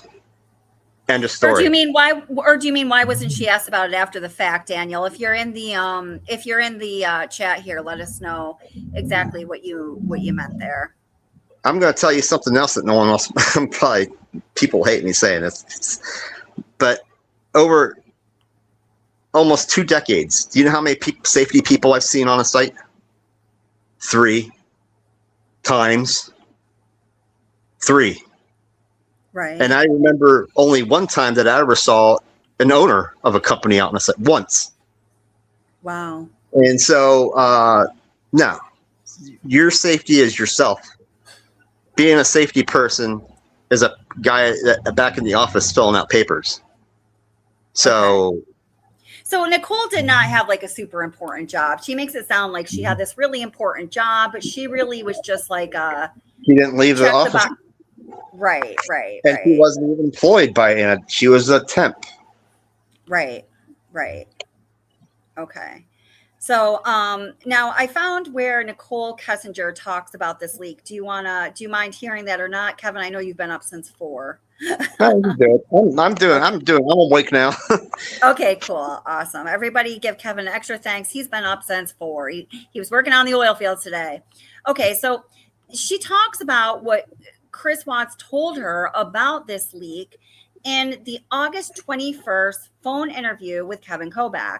Now, both of her phone interviews, the one on the 17th and 21st, were partially redacted. The second half of them was redacted, and we don't know if there was like a technical malfunction or if they did it on purpose. Because of the content of the conversation in the second half of each interview, I tend to think they did it on purpose, but we don't know. But the fact of the matter is, I have a playlist that has all of Nicole Kessinger's interviews the ones that were in person on video, the 2 phone interviews, and for the portion of the interview that was not audio recorded or redacted, however you want to say that or think about it, I was able to find a manuscript form of the interview, making the interviews complete. We have it all here on Watts the Obsession. So what you're going to hear is me reading out the conversation between Kevin Kobach and Nicole Kessinger. So that's why it's like that, just so you know. He was like a spill. Kind of, yeah. I mean, wait, hold it. I don't want to call it. I got to go back a little bit. Sarah started talking about it. I might not hit it like right on the money here, but I'm going to try. Okay. Yep. Should be right here. So this is the same conversation. In that conversation, he told me, I have to go straight to the field tomorrow. And he was just like, you know, like I'm not going to. And when you say all that stuff, like the smelly sheets, talking about the ring, the wet. Okay, there. It's going to, in like 30 seconds, they're going to start talking about it. Wedding ring. Okay. The weird part where he slipped up about like him being the one to push the say, okay, gotcha. Them separating and not her. So, and and then the EpiPen thing, and then all of that. And then so back to Sunday, August the 12th. That night, I believe, we only had one phone conversation. I looked at it. I pulled up my phone records today, and I'm pretty sure we only had one phone conversation. And then I think I just went to bed. Okay. But on Sunday night, the phone conversation, that's the one where I heard the TV on in the background, and I was like, maybe he's staying up waiting for her. Do you remember I told you guys that? Yes. I was like, I think it was really weird that the TV was on because he talks to me when he's in bed, and he wasn't in bed. So this is the same conversation. In that conversation, he told me, I have to go straight to the field tomorrow. And he was just like, you know, like I'm not going to get to see you in the morning. And I was just like, all right. And I was like, why? And just like, I got to go. He's like, I got to go check out a site and like a release in the morning. And a release is like when the oil industry has like a release of any type of like oil products or anything like from any of our equipment. And I was like, I remember asking him, I was like, well, why would you have to go check out the release? You're not part of the environmental team. So when you say release, is that he was like a spill? Kind of, yeah. I mean, I don't want to call it or like something's leaking or because, yeah, like something's leaking. Like, okay. Anything that's involved with the oil and gas industry, anytime like, so like if a piece of equipment leaks, I mean, you've got to think they've got millions and millions of pieces of equipment. Like, sure, it happens. And so he's like, I have to go check out a release. And I remember asking him, I was like, why do you need to go do that? You're not part of the environmental team because like our field operators, they will find releases and they'll call our environmental team, which is like who I work for. They don't call me though, because I'm not the one that deals with that stuff, but they do call people like in my department and they say, hey, I'm on this job site and, you know, like a tank battery is leaking or like oil tanks leaking or something like that. And then we go out and assess it and clean it up and so on and so forth. So it's noted unintelligible. So those are actually specialists that go out and clean this up, and he's not one of those people.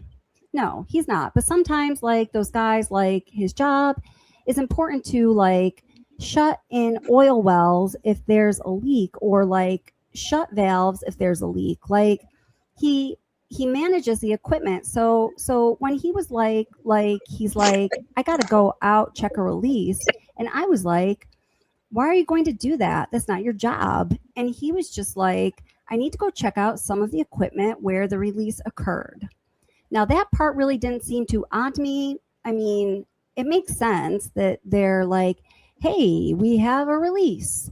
send an operator out and make sure he said he had to do a lockout tagout on this site. So that means that depending on where the release is, if it's near a piece of equipment that could be have like potential energy to be hazardous, what we do in the oil industry is what's called a lockout tagout. And certified operators such as himself will go out there and they will pull a lock with a tag on the piece of equipment where you operate it, so that it cannot be in use. Like they'll de-energize the piece of equipment and like shut it down, and then they'll put a lockout tag out on it. And then the point is so then if the environmental team comes in to clean up the mess, nobody accidentally re-energizes this piece of equipment while we're trying to clean up the mess because it could injure somebody. Does that make sense? Yes, I got it. Okay, so now I'm remembering this just now, and he's like, I think I gotta go do a lockout tagout on some of that equipment for the release. Would that be something that would have been tracked? Certainly, there's a lot of paperwork and safety requirements and all sorts of things with each site. So if he was actually going to do a lockout tagout, would that be something that I'd be able to look up at record at Anandarko and know that he was actually assigned to do that? To be honest with you, probably. Again, I do not work with him, but if there's one thing that I do know about Anandarko, and I love, and I'm going to miss those guys so much, it's the fact that they're very safe. Like, that is, they're one of the best oil and gas companies because of how safe they are. So with that being said, I would be willing to bet that there's typically, like you, a protocol. Right. So I mean that there would have to be a known problem for him to do a lockout tagout, right? Yes. So yes. Somebody would have had to call and said, there's in your guys' words, release at the site. Then some boss or whoever it may be would call Chris and say, hey, Chris, I need you to go check this out. If you're a skilled equipment operator, you make the decision. You lock it out if you have to. Then the environmental team comes and cleans it up. So there's got to be like a track. Yep. Record of all that's going on. I'm assuming that there's probably is because lockout, tagout, because it's to save lives. So it's a very serious thing. Right. It's a safety thing. And like certainly certain people, yeah, and like only certain people are authorized. And like I couldn't lock out, tag out something like I don't have that certification. Plus you're shutting down. It's not a piece of equipment that makes money. So yes. Somebody wants to know that, right? Yes. Somebody there, yes. There is it's a business. I'm just trying to think as a business person how they would do that, because certainly if you're doing that, they want to get the team out there and clean up whatever is going on as soon as possible. So they can get that piece of equipment back in order and running so they can continue to pump oil. Understood. Well, and the other thing too is he hadn't even looked at the site yet. So it's like, how do you know that you need to do a lockout tagout? I don't know. That's what I'm saying. That's noted unintelligible. I mean, I would like to, it's something for me to investigate. I'm just kind of trying to get because you obviously know a lot. Yeah, more about the oil industry. I don't know anything about it. That makes sense to me. And that's good. So that's good. Cool. Thank you. Yeah, I didn't even think of that till just now. So anyways, that is a question for Anandarko. That's not a question for me. Yup. So he told me he was going to have to do that. And I was like, all right, cool. So he didn't show up for work. He did show up for work on Monday, but supposedly he was in the field. And then Monday evening, after my friend Jim left, that's when Chris and I spoke on the phone in that first really extended conversation. Again, I don't know exactly what time it was. It was late, but that first really extended conversation, that's when he started kind of all that really creepy stuff. And then in that conversation, I started questioning him. And I was like, do you really? I don't even remember exactly what I said, but I asked him, I was like, did you really go to a job site this morning? And he was like, yeah. I was like, and who told you to go there? And I think he said his foreman had asked him to go, either him or his like co-cowing man is this guy named Troy. I don't know Troy. I don't even know what he looks like, but I do know he exists. So I guess their foreman relies on Chris and Troy to kind of like run their little part of the field. And so Chris was like, yeah, my foreman asked either he or Troy go out there and go look at it. And do you know the foreman's name? I don't. He's got a few of them, I think. Okay. I want to say that's okay. I want to say Luke Epple, but I don't know. You're going to need to find that out with Anandarko too. Okay. That's an Anandarko question. That's all right. And I know who, but Luke is, and I know who Troy is, so probably have already answered that. Okay. All right. Yes. Great. Hey, Kelly. So, anyways, so I told him to prove it because. Yes. With those hundreds of words that were just said, I can just say it in one sentence, okay? Chris Watts went out to a site to do a lockout tagout. All those other words were gibberish. All that was just gibberish. That's her method of deception, is to gibberish somebody around the truth so she doesn't ever have to tell it. So that's her method of deception. 4 paragraphs of dialogue, and I did it in one sentence. Right. I know. Well, thank you. But this next part, I just want to play this next part because this is where Kessinger is asking Chris to prove where he was, which I just think is incredibly interesting. But you're totally right. Yeah, this is her method of deception. She just talks and talks and talks about the mundane, about the superficial, about the unrelated, so she doesn't ever have to get to the truth. At this point, I mean, the things he'd been saying, like the sheets was kind of weird. You know what it was? It was a wedding ring comment that freaked me out. Like the sheets did, like was kind of weird at the time. The fact that I thought he had just lied to me about their separation, but it was like the wedding ring comment. Like he was so callous. Like he was just ready to like cash it in and get some money. You were telling me. And I was just like, him to prove what? To prove that they had told him to go to the field right away. Okay, so, and he's like, how do you want me to do that? And I was like, you take screenshots of your Anandarko phone and you text them to me. And did he do that? And yes, he did. Okay, all right.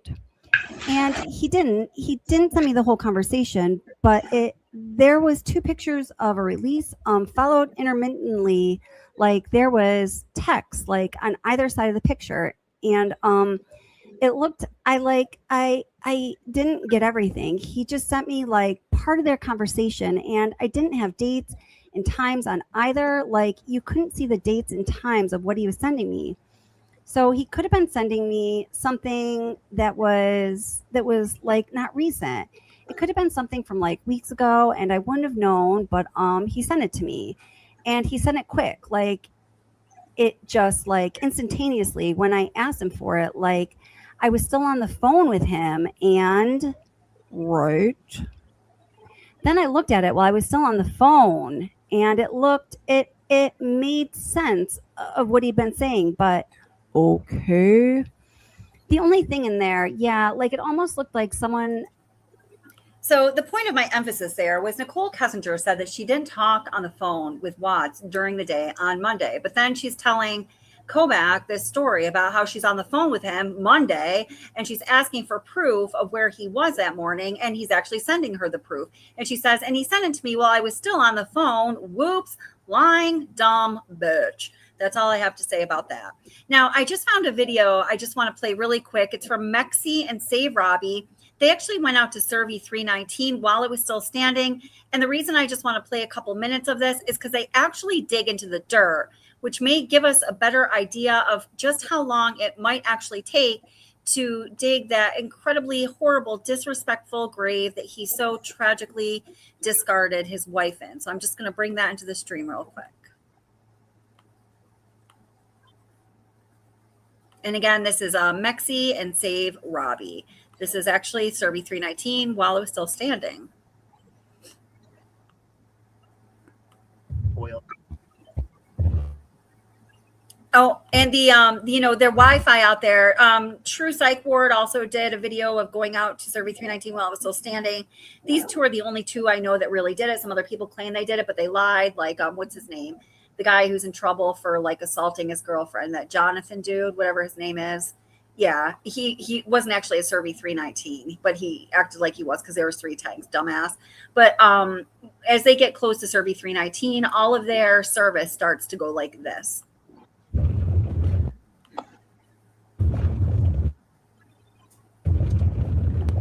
Okay, we're back. Somebody send help! Help! Help! We're out in the middle of nowhere. Find some way to turn around. Yeah, but how?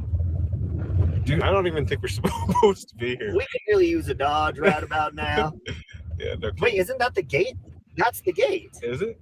That I saw. Yes, this is the restricted gate that I saw. So it's back there. Stop. This is the gate that he. See, you are on CERVI ranch. You will. Or just really quick, you know what? I may have misspoke. I don't know if the tanks were still up when they did this. I can't remember. I'll find the date of the video, but I didn't want to misspeak there. Oh.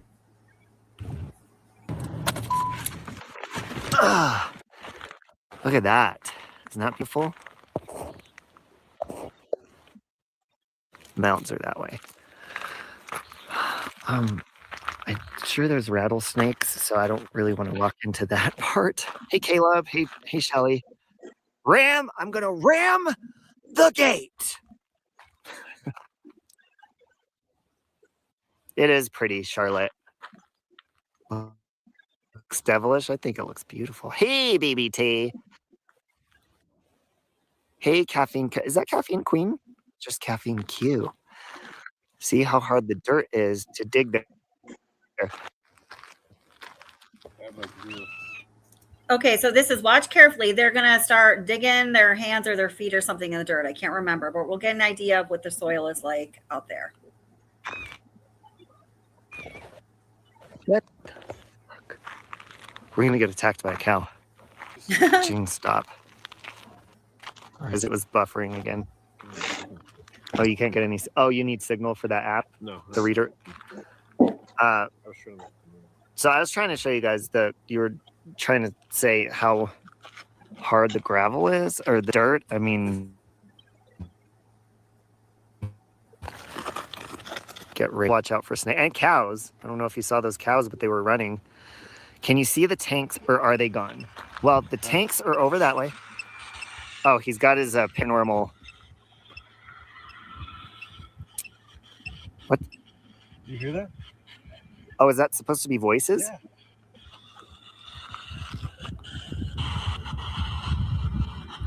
Mexi does paranormal Portal. investigation. It said portal. The word just said portal. Portal? Portal.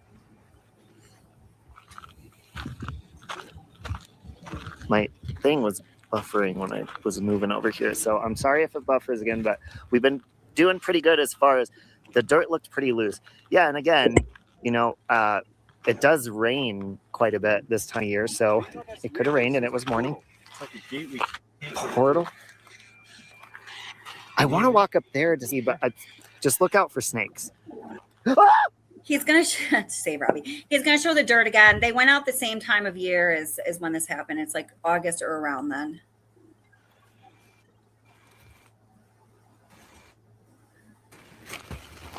I really feel like we're going to get bit. Guys, this sand is so, look at that. Look how soft it is. It's like beach sand. You could dig so easily on it. Okay, so I think that gives us some insight into the question about how long would it have taken to dig that 27-inch deep in total grave that he so disrespectfully put Shanann in. That dirt looked soft as hell, right? He very easily dug his hand and his foot into it. And Robbie's a gay man. I don't know what you're twinkle toes. I don't know. I love Say Robbie. He knows that. So don't pay any attention to when they're on the road. That all that dirt around that road would be compacted and hard. So I'm glad that they walked around where it's kind of like virgin land to find out. Right. Yeah. Yeah, but I mean, that looked like that ground looks soft as shit, right? Yeah, it looks like sand. Yeah, just like you said. So, okay, we have a few more questions here. Deadline Crime asks, the only question I have for Kevin is, do they typically have surveillance cameras on site? And I know that one of the issues when this first happened, I can speak to this and Kevin can tell you what they are supposed to have according to protocol. What they normally have is that Anandarko it was made public that Anandarko was supposed to have cameras, like security cameras on CERVI 319, and there were none, or they weren't working. So what do you say, Kev? No electricity. No electricity. There we go, back to no electricity. They're popping up here, but these are new sites. So okay. and hunters can easily my area of the woods is woods. So you could be walking in the woods and stumble upon a site. And you could walk right on the site. Like those guys, they could have walked right on the site. The gate's only for cars and vehicles. You just walk around the gate. There's not a fence around it. There's nothing stopping anybody from walking onto any of them. They're all out in the open. The gate is to prevent vehicles from going in and out. Okay. All right, there you go. Okay. And so, yes, there are cameras here now because people were stealing things, but they were only stealing things because when we're constructing a site, we bring stuff that we need and set them at a site that's already made, and we store our stuff there. And then when we need something for this other site that we're building, we can just run over to this other one quick instead of going back to the yard. Like it took them 45 minutes to get from the house to the oil field, right? Well, instead of going back and forth, you would just stack it at another CERVI site. Okay. And people were stealing expensive stuff, and they started putting cameras up around here about that. And rattlesnakes, because you're not allowed to kill rattlesnakes in Pennsylvania. They're protected. Okay. Oh, I didn't know that. That's interesting. Yeah. Okay. There's that. Okay. Now, Valerie says, why did the rest of his team come out? Like, why did Troy McCoy, why did all those 3 additional people came out to CERVI 319? I don't know why that was. Why? Yeah, they ended up coming out there like a little while after Watts was there, but he still was going to go out and check the oil leak. But I think that's what you were saying, that he volunteered to do that so he could get out of the house to get away from Shanann, right? I'm not sure. First of all, that's not his site. So somebody was going to go out there anyway. And he had work to do. This is not their normal everyday thing, which is like checking gauges. And this was an active release or leak. So they were going to go out and help him because, like I said earlier, if you start a guy out there by himself and maybe even falls or trips and falls and hits his head on something, there's nobody there to help you. There's nobody to help you. You're there until someone shows up. God knows when. So you go out and you be with people, so you're not alone. If something does happen, that they can help you. That you're not just laying in the dirt with your head split open. Right. That's why other people show up. Well, because in the discovery here, let me show you right here. While he is at CERVI 319. Oh, hey, by the way, there's 140 more people in the chat right now than there are likes for the video, and we started out with like 40 likes before the video. So if you guys could be a sweetheart and give a like for myself and Kevin, I would really appreciate it. It's just like a move of your pinky finger. Not a big deal. I'd really appreciate it. Okay, so let's see. Or your index finger, your thumb, whatever finger you want to use is fine. So, okay, while he's out at CERVI 319, here we have at 7:41. So this is just 1 minute after the 47 minutes to himself ended. He staged that call or text to Shanann. Then he made a 2.5 minute call to Troy McCoy. Then at 7:41 a.m., Cody Roberts told Watts, "I'm here at CERVI 1029. Now, you mind coming out here just in case something goes sideways?" That's exactly what I was saying. So you're not by yourself. That's why I'm reading it. That's why I'm reading it. Friend. Oh, I'm sorry. I'm supporting your point. My bad. Okay. No. You're good. You're good. Yeah. So yeah, exactly what Kevin said. Yeah. So that's why they came out. Okay. So Julie says, let's see. I was just curious how the diaper and clothing colors were able to be seen and how they stayed intact through the crude oil. And I have no idea. Talked about this before. No one's ever thought about doing this. No one's ever thought about that. As far as anyone knows, this hasn't happened before or since. So these are questions that will probably never be answered because I don't. Yeah. This sort of thing don't happen. Yeah, I mean, it just did. I mean, it's just they were in the tanks for that long and they were able to see the color of their clothes and identify the diaper and stuff. That's just, so we learned something new when this happened. I mean, not good or useful, but something new. You see, when they were unloading those tanks, they were draining it into a pan so they could look at everything coming out to make sure there wasn't a piece of clothing or a shoe or a sock or something or a hair tie, so they can collect all that evidence. And then it got sucked up by a water tanker that has a pump on it because there's no pump on site. So this is what I'm talking about, just reinforcing everything that I said before. That's why everything was put into a pan so they could sort through it. And then after they're satisfied that there was nothing in there that belonged to the girls, then the dude with the vacuum truck would suck the pan dry, and they would just continuously do that over and over and over again until they could get the hatches open. Yep. Oh my God, horrible. So gosh, thank you so much for your insight to all this. I think it's really been so helpful me understanding, what happened out here. So guys, this is the last call for questions. If you have any other questions, put them in now. Let me just make sure that I got all of them that we were supposed to. Yep. Yep. I think we got them all. Let me just check something else. Is there anything else you want to say about, things that you think are like important that we haven't covered or anything like that, Kev?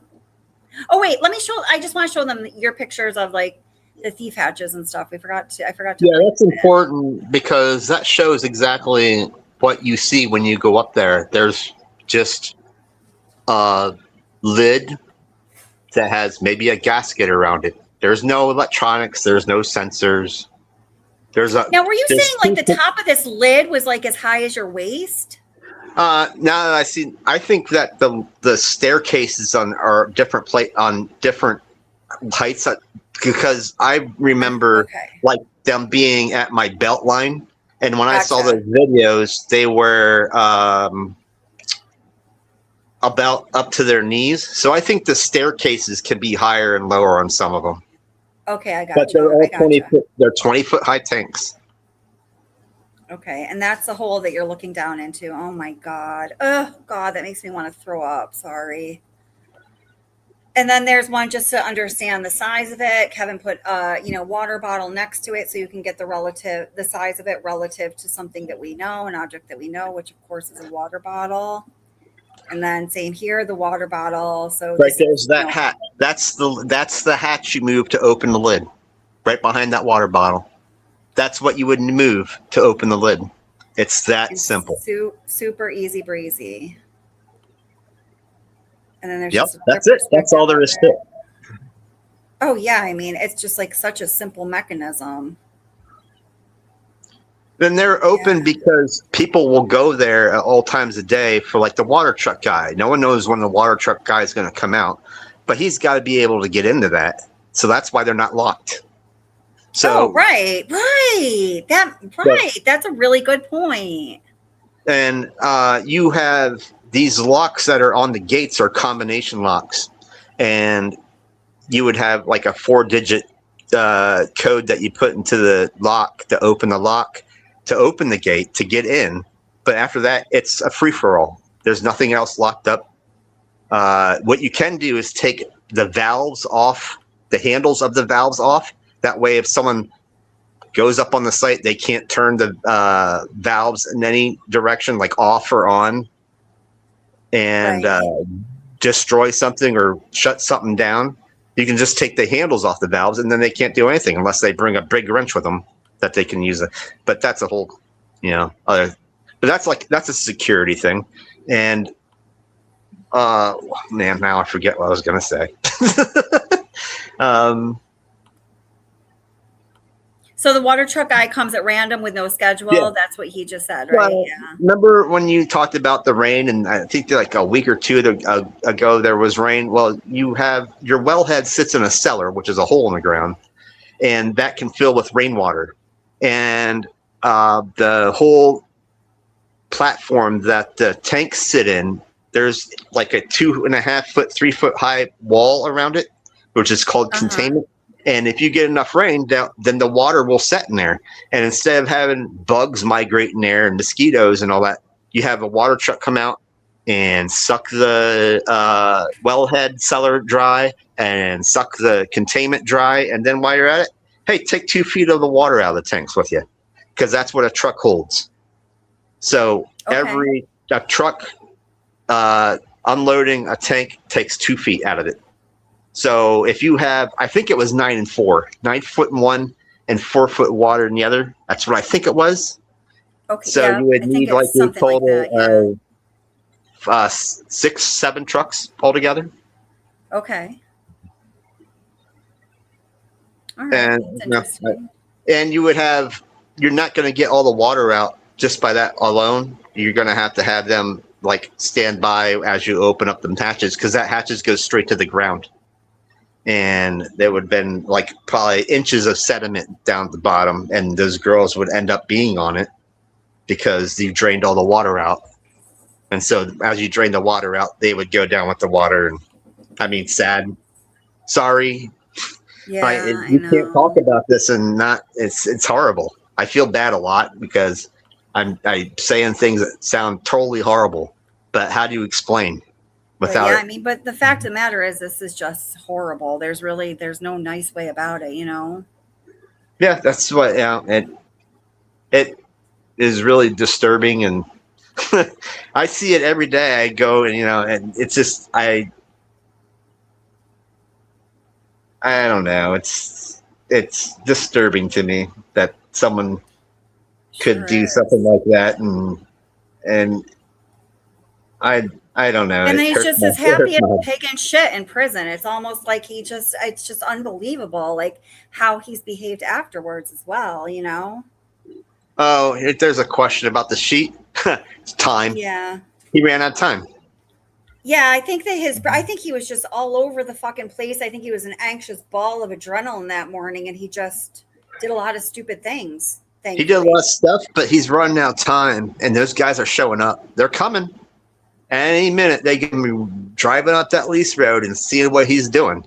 And he didn't even have time to move his truck. His truck was not where the work was. So his truck was on the opposite side of the site. And why would you have your truck with your tools in it to fix a thing 50 feet away from where the problem is?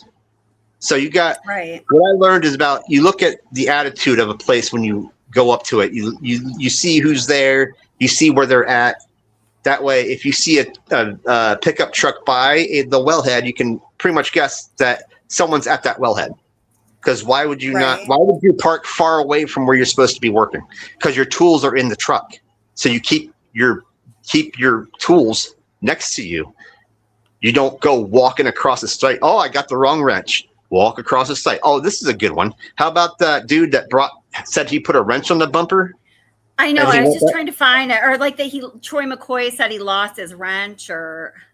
Yeah, you go to Harbor Freight and you buy another one for $3. Oh wait, here, wait, hold it. I have the little interview clip where he talks about this. Just one sec, if you don't mind.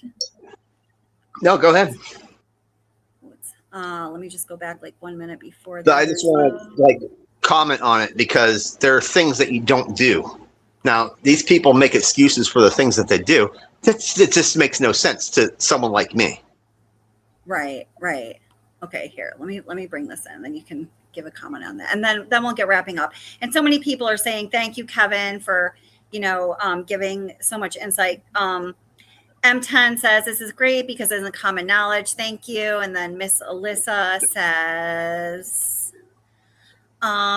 just want to say thank you, Kevin, for coming on the live and sharing your knowledge. Cleared up a lot for me and others, hopefully. Yeah, definitely did for me. I love hearing about this stuff from him. It's, it's like exactly like M10 said, stuff like we would not know otherwise. I wouldn't know. That's for damn sure.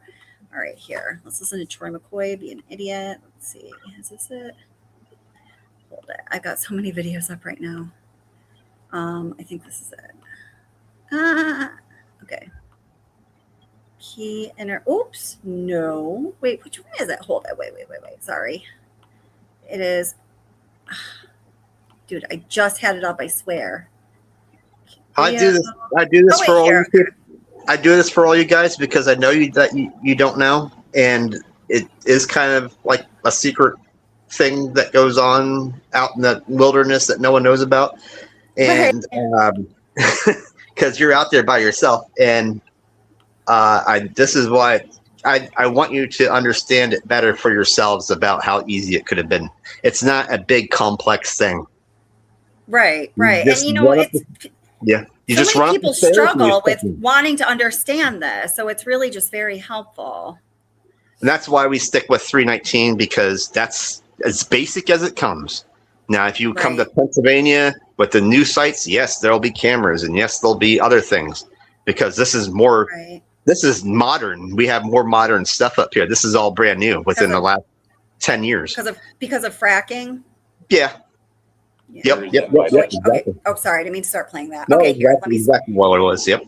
Oops. I keep doing. Okay. I have play and pause mixed up. I'm sorry. I didn't mean to cut you off. Are you good? Fine. Go ahead. Yeah, I'm good. Go. Okay, so this is part of Troy McCoy's interview. Something about a wrench that really irks Kevin. The bypass line is coming off your separator, or I thought that, if I'm not mistaken, sir, I think the bypass line and the back pressure line are tied in, one and the same. Okay. And the back pressure line comes off from the front of the doghouse on the separator. And then the back pressure line is back here by the flow line, where it comes in at the header of the separator, where the gas and the oil enter the separator. Okay. And those lines run directly underneath and then come right back over here to the edge of the tank, where both of those lines come up and on top of the tank. And that leak was in here, correct? Yes, sir. It was right there by the stairs, right as you go up the catwalk. So to me, I'm lazy. If I pull up on location, I would pull up over in here somewhere. I would have took this circle right here and stopped right here in order to be closer to the separator and everything to be able to test that. Bingo! Okay. So by him parking here, he kind of blocks this access. Nobody could circle. Wait, would you say bingo too? Bingo. He just told you he would park his truck over where the separator was to fix it, not on the other side of the well pad where Chris Watts had his truck when they rolled up. And where he put Shanann. Because I think he used the headlights from his truck to shine his way down there. Oh, that makes sense. Yeah, I bet, because it was just about to become dawn. Oh, wow. Yeah, that makes sense. Around the wellhead. Okay. Is it normal for somebody to park in that fashion? No. Well, I mean, now that I think what's all's happened, no. But I mean, at first, it didn't even flag anything for me. But that's where his truck was parked. Okay. So I mean, to me, no. If you're going to go out there and test the bypass line, and that's all you had to do, then I would have parked over here to be able to be closer to this and this. Okay. Plus, I'd imagine you have to get some tools out of your truck. Yeah, crescent wrench, whatever you do to be able to pressure up the vessel. Okay. What tools did he have out?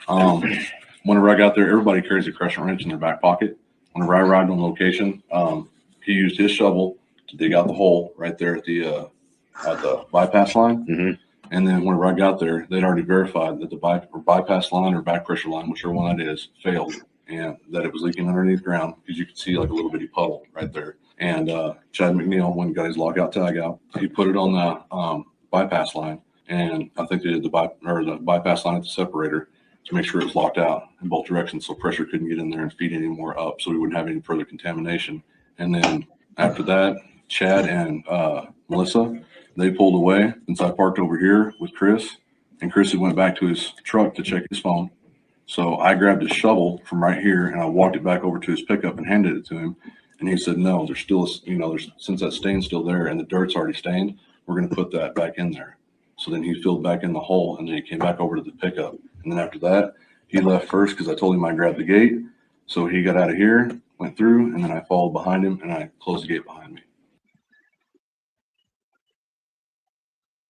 I don't think that was one part we were talking about, but he was just mentioning his crescent wrench, but I don't know what I was looking for. But Nilda says, well, interested to see Kevin's input on why Troy McCoy's explanation to the detectives as to why he went to the crime scene without consulting detectives. So Troy McCoy went back out to CERVI 319 the next day on Tuesday, and Troy McCoy was called back in for a second interview with law enforcement because they found out that he went back out there and he never told them, which just makes him super suspicious. I don't know if anyone did that because of geotab on his truck.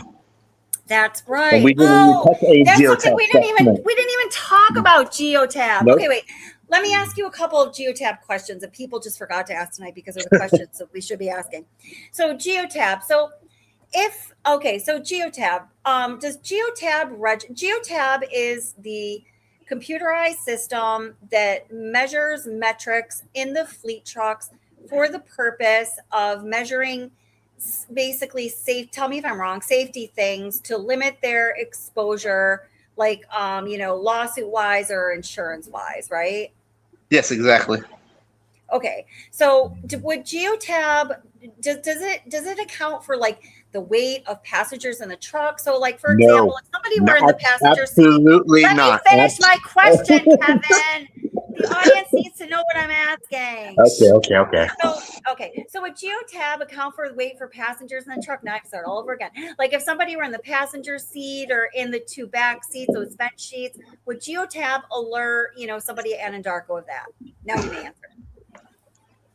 The only way that geotab would know that is if your truck had a sensor sensing that someone was in the passenger seat and it needs to put their seatbelt on. You know how annoying that beep is? That's the only thing that would pop up. And the back seats, nothing. Because there's nothing back. Yeah, nothing. Because I hold all kinds of stuff in the back and I've never gotten anything. I held stuff in the back of my truck that I had 7 of these trucks. So I've done all kinds of stuff with them and stuffed all kinds of stuff inside of them, and not one boo-hoo about anything that I've ever done with what I've put in the inside of my truck. There is no weight thing measuring someone's weight. That's not a thing. That's not what's happening. Okay, so let me ask you this. I love your answers to these questions because way back in the day, I looked into all this geotab stuff. I did extensive research. A couple other channels claimed to as well, and they were giving all of the answers that, in my opinion, were bullshit because all of the things that I found through my extensive research, including talking to geotab several times, pretending I was a potential customer, et cetera, like are exactly in line with what you're saying now. So, wait, before I lose this question. So you have driven the exact same truck that Chris Watts was driving several times over, correct? Yeah. Yes. Many different ones. Yeah. Could Shanann fit on the floorboard of the back seat? Yes, because you fold the seat up. The whole seat folds up. Right. And then after you fold it up, you put her in and then you lay it back down. And basically their feet would be touching them because you put her on the floor, you put the seat back down on top of her. Sorry. Right. Again, this is the horrible stuff, but these are the answers. Right. It is the horrible stuff. And I know we talked in the past about other things about geotab relating to this case. Do you remember what they were? Some of it was him stopping at a dumpster. I don't remember if it was on the way out or the way back. I think it was on the way back. The way black on Black Horse Drive, because he says that in that dumpster was the same dumpster where Jane and her dog went, and the dog was indicating, and Jane and the officer never bothered to listen to the fucking dog and stop there. And he told us that he disposed of the clothes that he was wearing at CERVI 319 there, some other stuff, and possibly the toys. Well, if Jane and the officer fucking listened to the dog that was doing its job just perfectly fine, they would have found that additional evidence. But by the time it says in the discovery that they went to see if they could recover the contents of that dumpster, because Chris Watts told them that he put stuff in there, or the geotab GPS indicated that he was there. I think it was a corroboration of both. They said that the dumpster, that dumpster took garbage to the dump on Tuesday, the day after this happened. So by the time they all figured it out, rather than listening to the dog, it was long gone. There's that, and let's see. Honeybun asks, oh, go ahead. Well, wait. Honeybun asks, are devices or electronics allowed in the area? We're talking at the site. You're not supposed to take pictures, but people do. Look at me. Look what I did. I've sent you pictures. Right. People, you're not going to stop people from taking pictures. Yes. Right. Yeah. Okay. You And shouldn't smoke around it. You shouldn't smoke around that area. I'll tell you that. That would be unadvisable, right? That's not a good idea. What are some of the other things about Geotab that we missed talking about? Or does anybody who's knowledgeable about that have any questions about Geotab? Well, here, wait, let me read you this. And I'm sorry, go ahead. You're about to say something. I keep doing that. Geotab has a score system. So your employer can decide what they want to score and what they don't. So this is one big thing in the gas industry. I mean, it's huge because everybody does it, is that when you arrive to a place, you back into the spot. Because the theory is that when you see the spot you're going to back into, you've just looked at it, you know there's no one in there, and then you can back into it. Because I think backing over people is one of the biggest hazards with driving a car. Mm-hmm. So everybody backs in their spot. Whenever you see a gas company parking lot, even you have to do it at the parking lot. So when you get into your truck and you can't turn your truck on without Geotab, it has a starter delete. So you can't have it started from the comfort of the inside of your house. You have to run this thing. It's about the size of your thumb over a pad, and it beeps, and then you're allowed to start the truck. Whoa. Hold up. Wait a minute. Did you just say that you can't start one of those work trucks? Like you have to be inside the truck? You have to be inside the truck to start the truck, because there is a little pad about an inch by an inch on the left or right hand side of the steering wheel that deletes the starter from working until their little. It's a little, I don't know how to describe it. Thing that you put on your keychain that you rub over it. Do you understand the implications of that? Go ahead. Finish explaining. So when I get Geotab, or I get a pickup truck, well, I get assigned a tab that I put on my keyring, and then that keyring tab has a number on it. That number gets associated to me, and then when I run my Geotab over the pad to start the truck, I'm in charge of that truck because those are my keys. Mm-hmm. They know I'm driving that truck, and I'm in charge of it then. So I'm in charge of everything that happens around, and who enters it and who leaves it, because they know that's mine. That's my key fob. And unless someone steals it, no one is driving that truck besides me. So like when you hop in your truck, you drag that tab over the sensor, it beeps. That's basically signing your name to that truck saying, I'm driving this right now. Mm-hmm. Because you're associated to that truck. You're tied together. Right. Okay. So hold it. So just 1 second. So, I mean, the implications that I see of this are, oh my God, hold it. We have to bring the surveillance video from the driveway in here. Hold it. I never knew that. This is like actually super fucking crazy. We talked about before because someone brought up about someone wanting a remote starter for their I don't know, it's Ford Escape or something. And Chris Watts was looking it up for them, and they thought that if they could start the truck, yeah. So you can't. The thought of it is that you walk around your truck. It's called a 360. Right. Before you get into your truck, you walk around the whole thing. That way, you're a witness to everything around the truck. You're not gonna hit anything because you just walked around it and you witness that it's clear. And then you get in it, and then you start it. Well, yeah, it's all based on statistics. So just statistically, we know, from all of the insurance company data and everything that exactly what you're saying is the safest way to do it. So of course, Anandarko is going to want you to do it. But okay, so you're saying that the truck cannot be started remotely. Okay, let's watch this and tell me what the problem here is. Look for the truck's headlights up in the upper left corner. That's just your remote button to unlock the doors. But not to start it. Okay. It's a courtesy light. It's a courtesy light to help you light up the area as you open the doors of the truck or hit unlock. That's all that is. Okay. So it's not the actual start of the truck. No, you can't do that. I was like, oh my God. I was like, because we see those lights turn on. Okay. All right. Okay. No breakthrough then, guys. Sorry. I was like, oh my gosh. Okay, wait, back to the discovery real quick, and then we'll let you go. So the only mention, I searched for geotab in the case discovery, and there's only one mention of it, and it's just right here. So next I spoke to Luke Epple about the GPS system in the work vehicles. Epple explained the GPS is activated as soon as someone starts the ignition in the work vehicles. Epple said the GPS also records any start, stops, and the duration of the trip. I asked Epple to explain the conversation Chris had with him on August 7th. So August 7th is the day that he returned home from Colorado, and he went to Nicole Kessinger's house right after work on the next day rather than right home, because the work truck is only supposed to be used from going from home to work, not stopping anywhere in between, no passengers.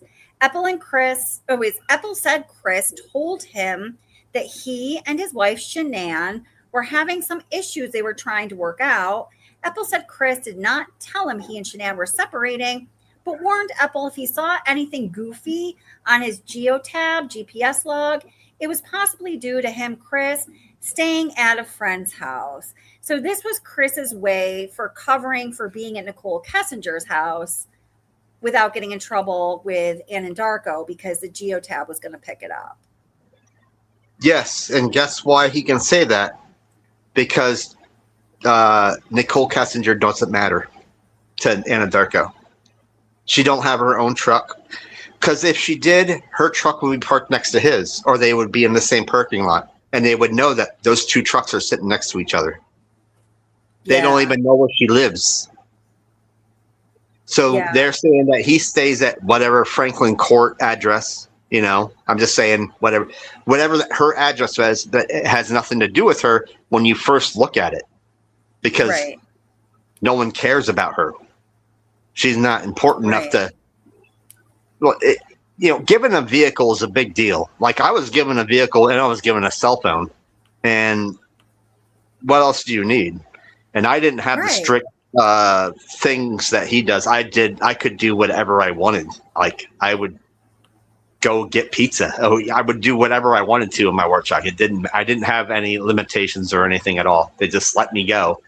And but they can track everything. They know, and this is what I was talking about. When you back into a space, they know when you start your truck and you start in reverse to back up before you go forward, because backing up is such a big deal. So guys would just park their truck a few inches away from a parking one of those blocks, whatever they are, that you park when you go into a Unimart and you park in those blocks in the front of you, the cement. And when they come back out, they would drive forward a couple inches, and that was just enough to cover the geotab. Geotab was happy with saying, "Oh, we went forward. Yeah, we went forward like 2 inches just to back up." You can beat certain things. Right. You get what I'm it's saying? Like a little bit. It's like a little bit of telemetrics. Yeah. It's saying that if you start out in reverse, we're going to report you. And right. What you do is you just put it in drive and drive 2-3 inches forward. And Geotab says you went forward. You can go in reverse all you want now. So right. Okay. It's cool. pretty All crazy. Right. Now, I see some of you in chat are talking about the possibility of Chris Watts having autism. And somebody mentioned that I said, I would not be surprised, from my professional perspective as a behavioral therapist, I would not be surprised if Chris Watts was on the autism Asperger's spectrum. And because it is a spectrum and I know the wide range of what the possibilities that could mean, we could talk about that all day. If you want to talk about it, we can do another video or a live stream or something like that. But Valerie says his official record does not have any psych diagnosis that I'm aware of. Well, Chris Watts did not, this is one of the big mysteries of like, what the fuck are they doing at Dodge Correctional Facility? He didn't undergo a full psychiatric analysis as far as we know. And I think that it was Dr. B from True Psych Ward who confirmed that. Dr. B is very reliable. Her channel is absolutely amazing. I would completely endorse any of the work she does. She is no bullshit, all facts, does not steer you in the wrong direction. She is a psychologist, and she was actually working at Dodge Correctional Facility while Chris Watts was there. So his official records did not have any psych diagnosis that we are aware of. Yes, that is true, but there has not been a complete psychiatric evaluation ever done on Chris Watts, unbelievably. And also Honeybun gifted 5 memberships. So thank you so much, Honeybun. I just love you. Thank you for being you and for supporting the channel. And if you got a membership gifted to you, please thank Honeybun. And I'm sorry if I cut you. Did I cut you off again? I just get. No, you're great. I'm up for anything else. I'm good for a while.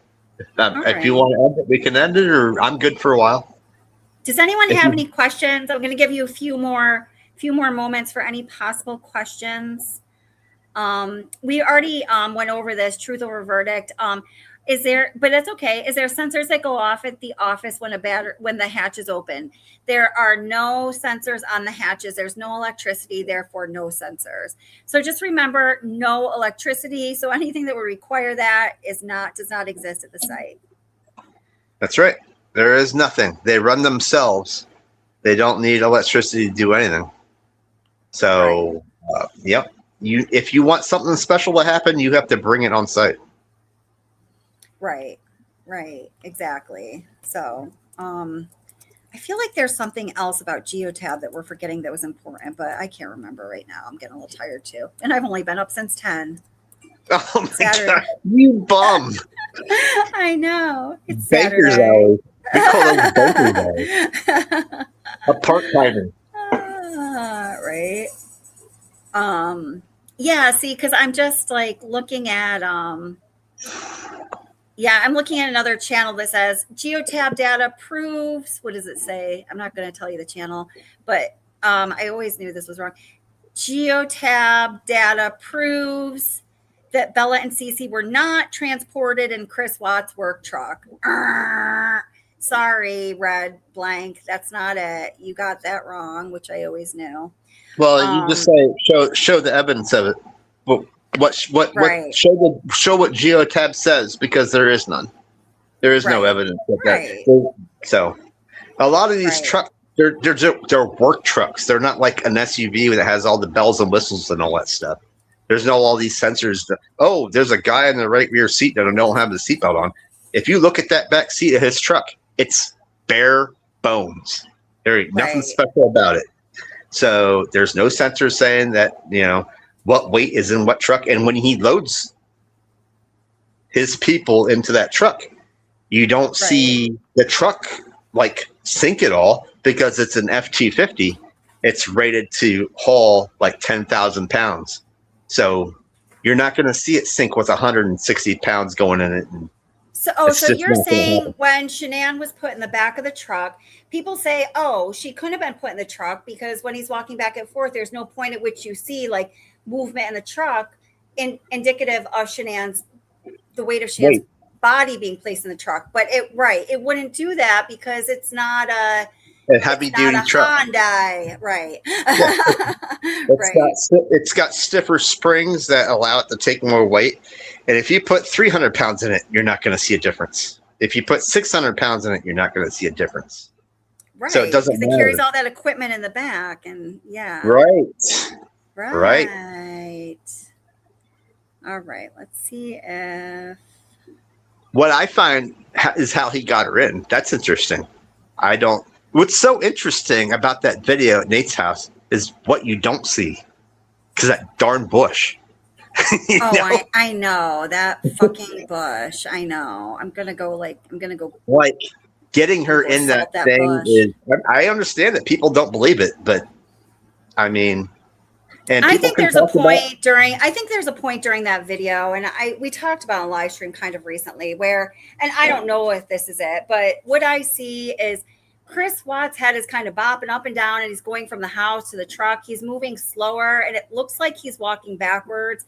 And to me, I think that he could possibly be dragging Shanann in like a reverse, like fireman's carry.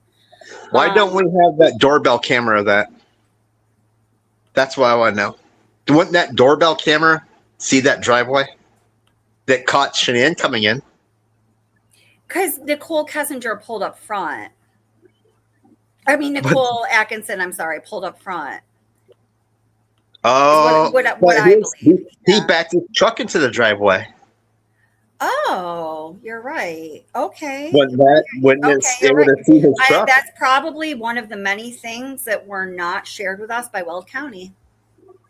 Well, that's just, I think there's a lot of things missing. I think so too. You can see the driveway when she's walking up to the porch, and if it's catching her, it's going to catch an F-250. That's all I'm saying. Right. And all the movement that he did out in the driveway, all that back, forth, putting stuff in the truck or bed, putting it back out of the bed, trying to figure out what to do. Right. Yeah. I know. And at his sentencing, District Attorney fucking Rourke says he took 3 trips back and forth from the house to the car. I think I counted 14 or something like that. And I think I wasn't paying too much attention. 3 trips, my ass. And he had the family totally sold on that. It just makes me so mad. But I think Dan Wiley asked, what's the official term for the tanks at CERVI 319? I can't find it now. We just call them wastewater tanks. They're just tanks.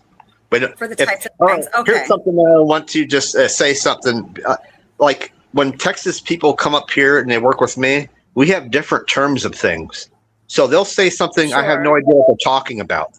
So if they say something that is different in Colorado, I don't know what that is. I know what whip checks are. If you remember that something had to do, there was a text message about a whip check. That's a cable that ties 2 iron pipes together. I know what that is, but there's other terms that I don't know. I can guess what they are. But we have different terminology in different parts of the country. So they're just tanks to me. Okay. And then yesterday's dirt says, would geotab alert if he was speeding back to his house from the crime scene, or is that just documented in the running history? Well, we know he wasn't speeding back because he took forever and a day. But yeah, geotab alerts if somebody is driving a fleet truck and they're speeding, correct? Yeah, pretty soon. Well, I think what was 2019, I had a truck with a camera in it. So they could see which way I was looking in the truck, besides speeding. So because the camera measures the retina in your eye, and they can make out, the camera realizes if you're going so many feet without looking out the windshield, or if you're looking at your phone instead of driving, or anything that you're doing. By now they pretty much know everything. But yeah, if you're speeding, they definitely know it. Okay. Because you're going to get that your boss is going to get an email. And it's automated. That's the thing. Right. It was automated back then. Remember, everything Geotab measures is all to reduce their exposure for lawsuits or insurance, etc. So, hey, Reby, how are you doing? I haven't seen you in a while. It's good to see you. Reby says, had he not, this is a good question. I don't know if you know the answer, but if you have any insight into it, this is a very good question. Had he not confessed to the location, how long would it have taken for anyone else to realize that the remains were in the tanks? Would they ever? This is a good one, Kelly, because we talked about this just the other day. Why didn't he do it to his site? Because he's in charge of his sites. And there's no reason why anybody else would go to his sites. So he went to 319 because there was a problem. So since he was there, he disposed of the bodies there. And guess what? Everybody showed up. If he would have went to his own site, maybe he didn't. Okay, this is a for instance. At Friday, the leak didn't happen, and he didn't volunteer to go out to 319. 319 is not his site. So he would go out and put Shanann, Bella, and Cece in one of his sites, and it would have gone on longer, the search, because people were at the 319. Nobody was at any of his sites because 319 was where the action was at. I still believe that he would have got caught because of Geotab. That's why. Right, because there's no way around them knowing where he went. But if he would have used the Lexus, there's no Geotab on the Lexus. Right. I still believe he would have got caught. It would have just taken longer. Because he wore down in that interrogation, especially after the lie detector thing, he wore right out. That was the end. He was out of it. He wouldn't have been caught because they found the girl's remains, correct? Like that may never have happened. No. Sadly, if they were in there long enough, what would happen is that they would deteriorate, and then over time, if no one were to know that they were in there or be found, it's just say they went missing, and he got away with pulling off that they were missing. Just say the girls, not Shanann. Just say the girls, and over amount of time, they would have deteriorated, and those guys that come and pull the water out of the tanks would have been taking parts of them with them. Oh God! And then eventually there'd just be probably some bones left. Well, this is why I get upset about having to. This is the grim reality of the thing. Right. That no one. Everybody asks for the answer, but the answer is grotesque, and I'm like the guy doing it. So I feel bad. I know. No. Well, we're asking the questions, and thank you. We appreciate it. So Anna Bees comes up with a great idea I never thought of. Could Chris just have disconnected the doorbell cam? I say a fuck yeah to that. We don't know, but I guess I can disconnect mine. He has all that problem with Vivian, right? Right. Yeah. I mean, he made the problem with Vivian, so Shanann didn't know what he was doing. Yeah, Shanann was really upset about her not being able to check up on what was going on in the house. She was very, very upset. Yeah. Yeah. So he did the best. What's thinking, Anna Bees?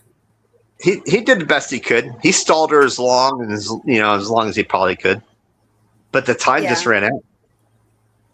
And the whole thing with him volunteering to go out to 319, it could have been much different if he didn't do that, and he went out to his own site.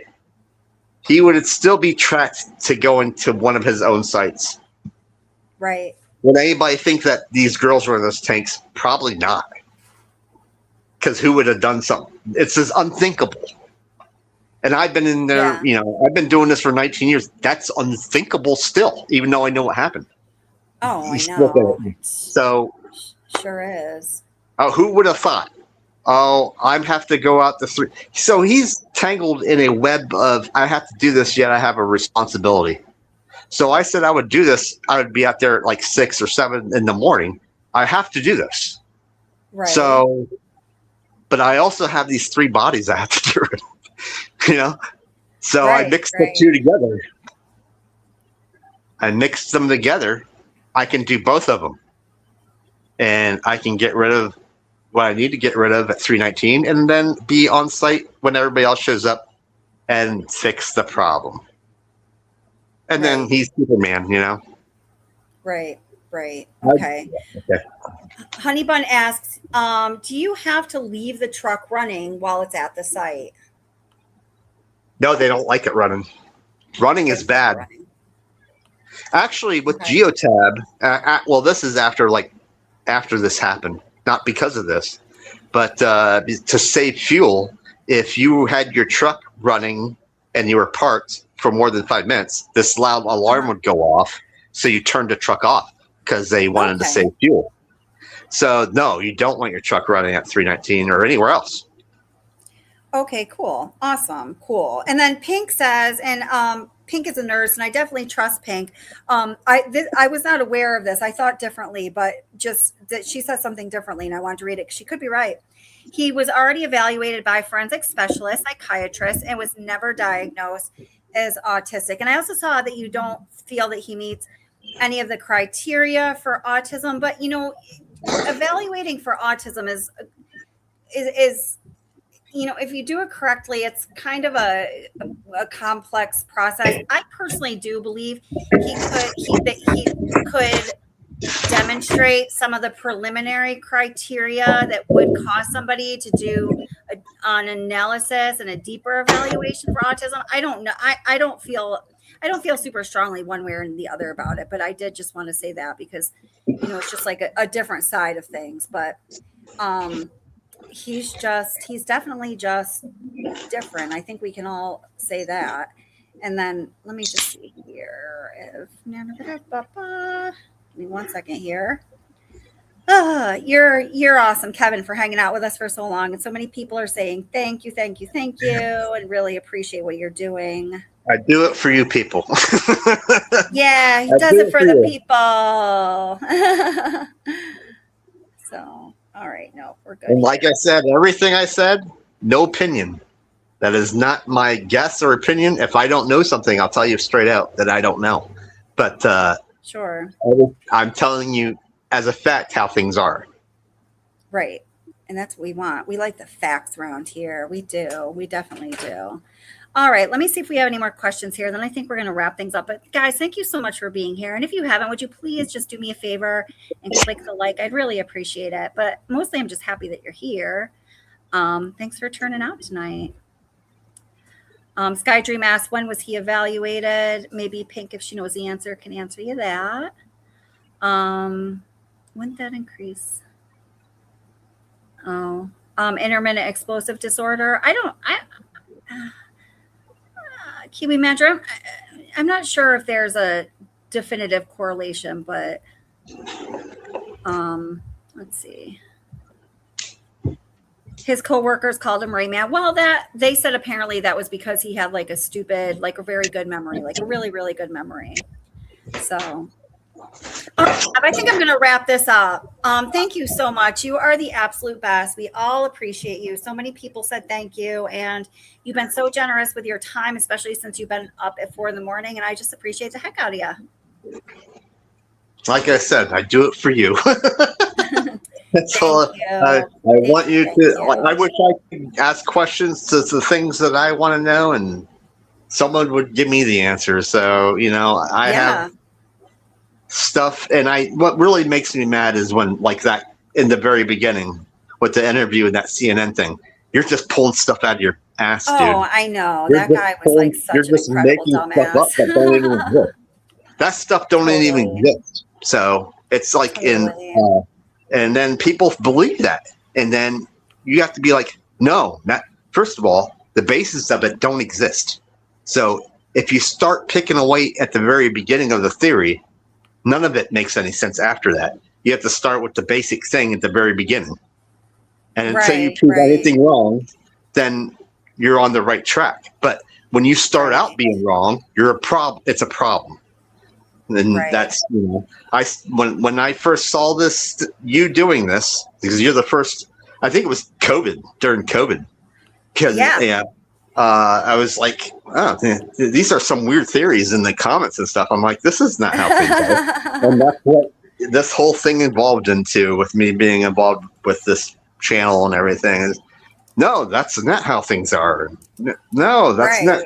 And I know that I make people mad because they want like this theory of something that there's more importance to it. And the sad part is, no, there's not. There's not more. Right. And people want to understand it in a certain way, and sometimes the facts are really hard to swallow. And it's easier. Like I said, they did the easy stuff wrong. So you expect them to do the hard things, and they can't get the easy part right. So you have to start with that. And I'm just happy that I can help my own little way. Oh, well, you certainly do help in your own little way. Thank you so much. We all very much appreciate you, and I appreciate you. Thank you so much. All right, everybody. I guess this is it. Awesome. Well, thank you, Kevin. I'm sure people are going to request you come back on later, and there's going to be some follow-up questions. But Kevin's one of our moderators. You can catch him in chat, but don't harass him if it's off topic, because we like people to stay on topic in chat. Cuff and Honey Bun, you're great moderators. You were fantastic. You guys are on it. They are wonderful. And Anaphylaxis. She's amazing too. I don't know. She's a little more like, sometimes she just like hangs out in the rafters until there's an emergency, and then she puts out the fires. Yeah, that's good to have too. Like Batman. Yes. Awesome. Well, thank you, Kevin. I appreciate you. Everybody have a great and safe weekend, and take care of yourselves. You too. Tell Mom I said hi. Okay. Yeah, I will. All right. Take care. Bye. Awesome, guys. Well, thank you for being so awesome and submitting all of your questions. I hope this was helpful. If you didn't catch it yet, I just put a new video out yesterday. It's gotten a lot of great feedback. Here's a link for it. It's in the description too. So definitely check it out if you haven't yet. And I saw some of you in the comments. Thank you so much. I really appreciate it. We're saying that you were glad I was putting out more comment lately. Thank you. We can give a big thanks to that, to the fact that I am not working my normal job this summer. I'm actually taking the summer off because I really needed to. And I also wanted to be able to dedicate more time and energy to YouTube so I could improve the channel, put out more content, and give you guys exactly what you want. So, and not just the Watts case, we are covering all things true crime. So definitely, always leave comments in the videos, email me at wattsobsession@gmail.com. Let me know what you'd like to see more of. And so we're going to be doing lots of live streams this summer, more content. I'm so glad you guys are here. Read Deeply says, maybe we can have Kevin back. People have so many questions. I know. I'm sure we're going to entice him back at some point. All right. So I'm just going to play a little outro as we're leaving so you guys can wrap up your conversations. But again, I just appreciate you guys so much. Thank you for being here. Please click the like if you did. I'd really appreciate it. And a huge thank you to Kevin. He was so gracious with his time. And, I think he really contributes to our understanding of what happened. And, I think, the fascination with this case has proven that we need to have that understanding. So his input is so very important. Welcome back to Watts the Obsession. This video is going to take a look at CERVI 319. Sorry, wrong one. We don't want to play that all over again with that crazy guy in the beginning.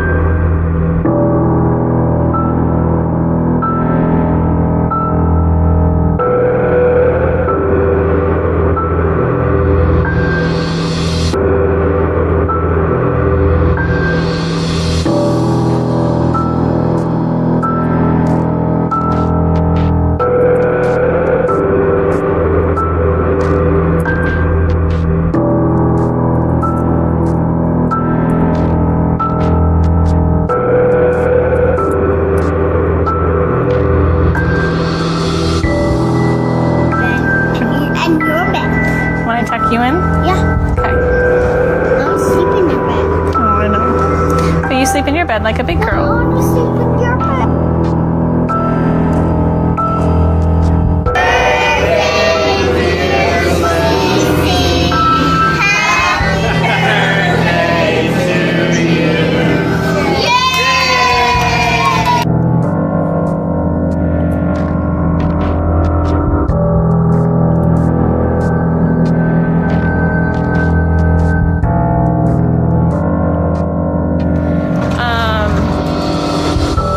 Arrive at 1:30 in the morning back to Denver on June 26th, and then we leave out that afternoon on June 26th to go to North Carolina for 6 weeks. Like, that's a long time, but I'm super excited.